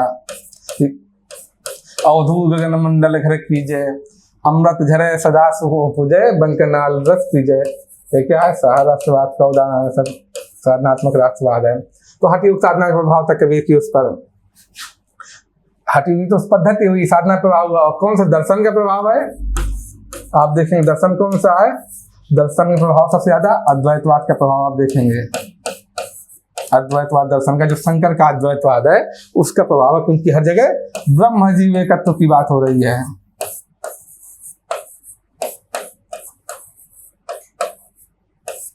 ब्रह्म जीव एकत्व की बात हो रही है, इसलिए किसका प्रभाव है? अद्वैतवाद का प्रभाव है। और किस दर्शन का प्रभाव देखेंगे? तसव्वुफ का प्रभाव देखेंगे, या इसी को आप बोल सकते हैं उपनिषद दर्शन का प्रभाव देखेंगे आप। इनका प्रभाव कहाँ है? जब कबीर भावनात्मक भक्ति में चले जाते हैं, भक्ति मार्ग में चले जाते हैं, इस मार्ग को छोड़कर जब कबीर भक्ति मार्ग की ओर जाते हैं तो वहां क्या पाते हैं कि जो संपूर्ण प्रकृति है, सृष्टि है, वो किसका? ईश्वर का उपादान है, उसी की प्रतिबिंब है, उसी की छाया है। तो वहां पर क्या है? ये तसव्वुफ का प्रभाव है, या बोल सकते हैं उपनिषद दर्शन का प्रभाव है। उपनिषदों में भी ये चीज दिखाई गई है, और यहीं से क्या आता है? आपका भावनात्मक रहस्यवाद आता है। यहीं पर भावनात्मक, क्योंकि भावनात्मक रहस्यवाद में भी यही चीज बोली जाती है, यही चीज आती है। इसका प्रभाव देखेंगे। और किसका प्रभाव देखेंगे? वैष्णव के प्रपत्तिवाद का प्रभाव देखेंगे, दास भक्ति का प्रभाव देखेंगे। वैष्णव का प्रपत्तिवाद, उसका प्रभाव आप देखेंगे कि मैं तो कूता राम का मुतिया मेरा नाम, गले राम की जेवड़ी, और जित खींचे तित जाऊं, जहां राम खींच लेंगे मैं उसी तरफ चला जाऊंगा। ये प्रपत्तिवादी का प्रभाव है, दास भक्ति का प्रभाव है। तो इसका प्रभाव आप देखेंगे कबीर के भक्ति में, कबीर की भक्ति में इन सब चीजों का प्रभाव आपको देखा है। कबीर की भक्ति के बारे में अक्सर पूछ लिया जाता है, क्योंकि उनकी भक्ति में क्या योग भी उपस्थित है। आप देखेंगे अद्वैतवादी दर्शन भी उपस्थित है, ये देखेंगे तसव्वुफ भी उनकी भक्ति में उपस्थित है, और प्रपत्तिवाद भी उपस्थित है, सारी चीजें उपस्थित हैं। ये आप देखेंगे, इसलिए अक्सर प्रश्न पूछ लिया जाता है। अच्छा, ऐसा क्यों है? ये भी क्योंकि आजकल प्रश्न क्या है पर ज्यादा नहीं पूछा जाता है। यूपीएससी में जो सिविल सर्विस का एग्जाम है उसमें क्या की वजह, क्यों पर प्रश्न ज्यादा पूछ लिए जा रहे हैं, तो हम बता देते हैं क्यों है ऐसा। ये भी देख लेते हैं हम। ऐसा इसलिए है कि कबीर क्या है मूल रूप में? कबीर मूल रूप में भक्त है, तो उन्हें भक्ति मार्ग का अपनाना है। अब भक्ति मार्ग उनको कैसा चाहिए? जो सीधा हो, स्पष्ट हो, सीधा हो, स्पष्ट हो। हालांकि उनका ये मानना है कि जो भी भक्ति मार्ग होगा, ईश्वर प्राप्ति का जो भी मार्ग है वो आसान नहीं होगा, वो कठोर होगा। ये तो वो जानना है। अगर आसान होता है तो हर कोई कर लेता है, इसमें मुश्किल ही क्या आती है। तो ईश्वर प्राप्ति का मार्ग आसान नहीं होगा, मुश्किल होगा। कठोर होगा या मुश्किल होगा? मुश्किल होगा। कठोर तो उस सेंस में नहीं है कि हठ योग साधना वाले सेंस में, लेकिन ये जानते हैं वो कि मुश्किल मार्ग होगा, आसान मार्ग नहीं होगा। तो ऐसा मार्ग को जानना है कि जो ऐसा मार्ग चाहिए उनको जो सीधा हो, स्पष्ट हो। इसी वजह से कबीर को ये फर्क नहीं पड़ता। कबीर चूंकि कोई दार्शनिक नहीं है, कबीर कोई दार्शनिक नहीं है, वो पढ़े लिखे व्यक्ति ही नहीं है, ना कोई विचारक है। कबीर ना तो दार्शनिक है, ना विचारक है, ना कोई शास्त्र के पंडित हैं। उन्होंने शास्त्र पढ़े ही नहीं है। इसी वजह से उनको ये फर्क ही नहीं पड़ता कि किस दर्शन का कौन सा प्रभाव उनकी भक्ति में आ रहा। उनको अपनी भक्ति का मार्ग सीधा साधा चाहिए, बिल्कुल सिंपल चाहिए और अनुभव पर आधारित चाहिए। जहां उनको लगा कि हठ योग साधना में कुछ है नहीं, वास्तव में कुछ परिवर्तन नहीं हुआ, तो उन्होंने हठ योग साधना का मार्ग छोड़ दिया। उनको अनुभव पर जब तक कोई चीज नहीं आएगी तब तक वह उस चीज को स्वीकार नहीं करते हैं। वो सिर्फ शास्त्र में लिखा है इसलिए कबीर किसी बात को स्वीकार नहीं कर सकते। जब तक अनुभव की कसौटी पर कोई बात खरी नहीं उतरेगी कबीर उसको स्वीकार नहीं करेंगे। इसीलिए उन्होंने भक्ति का सीधा सीधा मार्ग अपनाया। उस मार्ग में किस दर्शन का कितना प्रभाव है, किस पद्धति का कितना प्रभाव है, किस विचारधारा का कितना प्रभाव है, इससे कबीर को कोई मतलब नहीं है, ना उन्हें फर्क पड़ता है। क्यों फर्क नहीं पड़ता? क्योंकि ना तो वो दार्शनिक है, कोई ना विचारक है, ना पंडित है। उन्हें सब चीज से मतलब ही नहीं, वो शास्त्र के खुद ही विरोधी हैं। उन्हें सब चीजों से मतलब नहीं। वो तो क्या है? ईश्वर के भक्त बस है। ईश्वर के वो क्या है? भक्त है। उन्हें बस इससे मतलब है, उन्हें भक्ति से मतलब है, बाकी चीजों से उनको लेना देना ही नहीं। इसीलिए कबीर की भक्ति पर कई चीजों का प्रभाव है। और ये कबीर जैसा व्यक्ति ही था जो इतनी चीजों को एक साथ साध सका। ये कबीर जैसा व्यक्ति कर सकता है जिसके अंदर इतनी अमायिकता हो, जिसके अंदर इतनी अमायिकता हो, जिसके अंदर इतनी संकल्प शक्ति हो, जिसके अंदर इतनी इच्छा शक्ति हो। कबीर जैसा व्यक्ति ये कर सकने में समर्थ है, भक्ति के इस मार्ग का अनुसरण करने में समर्थ है। तो इसलिए कबीर की भक्ति में इन तीन चीजों का प्रभाव दिखता है, आप देखेंगे आप पाएंगे। तो ये चीज हमने देख ली कबीर की भक्ति। अब भक्ति ऐसी क्यों है ये भी देखी हमने। साधनात्मक रहस्यवाद भी देखा और भावनात्मक रहस्यवाद भी देखा, दोनों तरह के रहस्यवाद का प्रभाव देखा, ये महत्वपूर्ण है, आप देख लीजिएगा। बाकी समानता का संदेश, आडंबर विरोध वो आपने देखा ही है। प्रकृति के प्रति भी कैसी उनकी मानसिकता, करुणा का भाव है वो भी आपने देखा। शिल्प पक्ष कैसा वो भी देखा, शिल्प में तरह तरह के शब्द मिलते हैं। कई बार उनकी भाषा को क्या बोल दिया जाता है, खिचड़ी भाषा बोल दिया जाता है,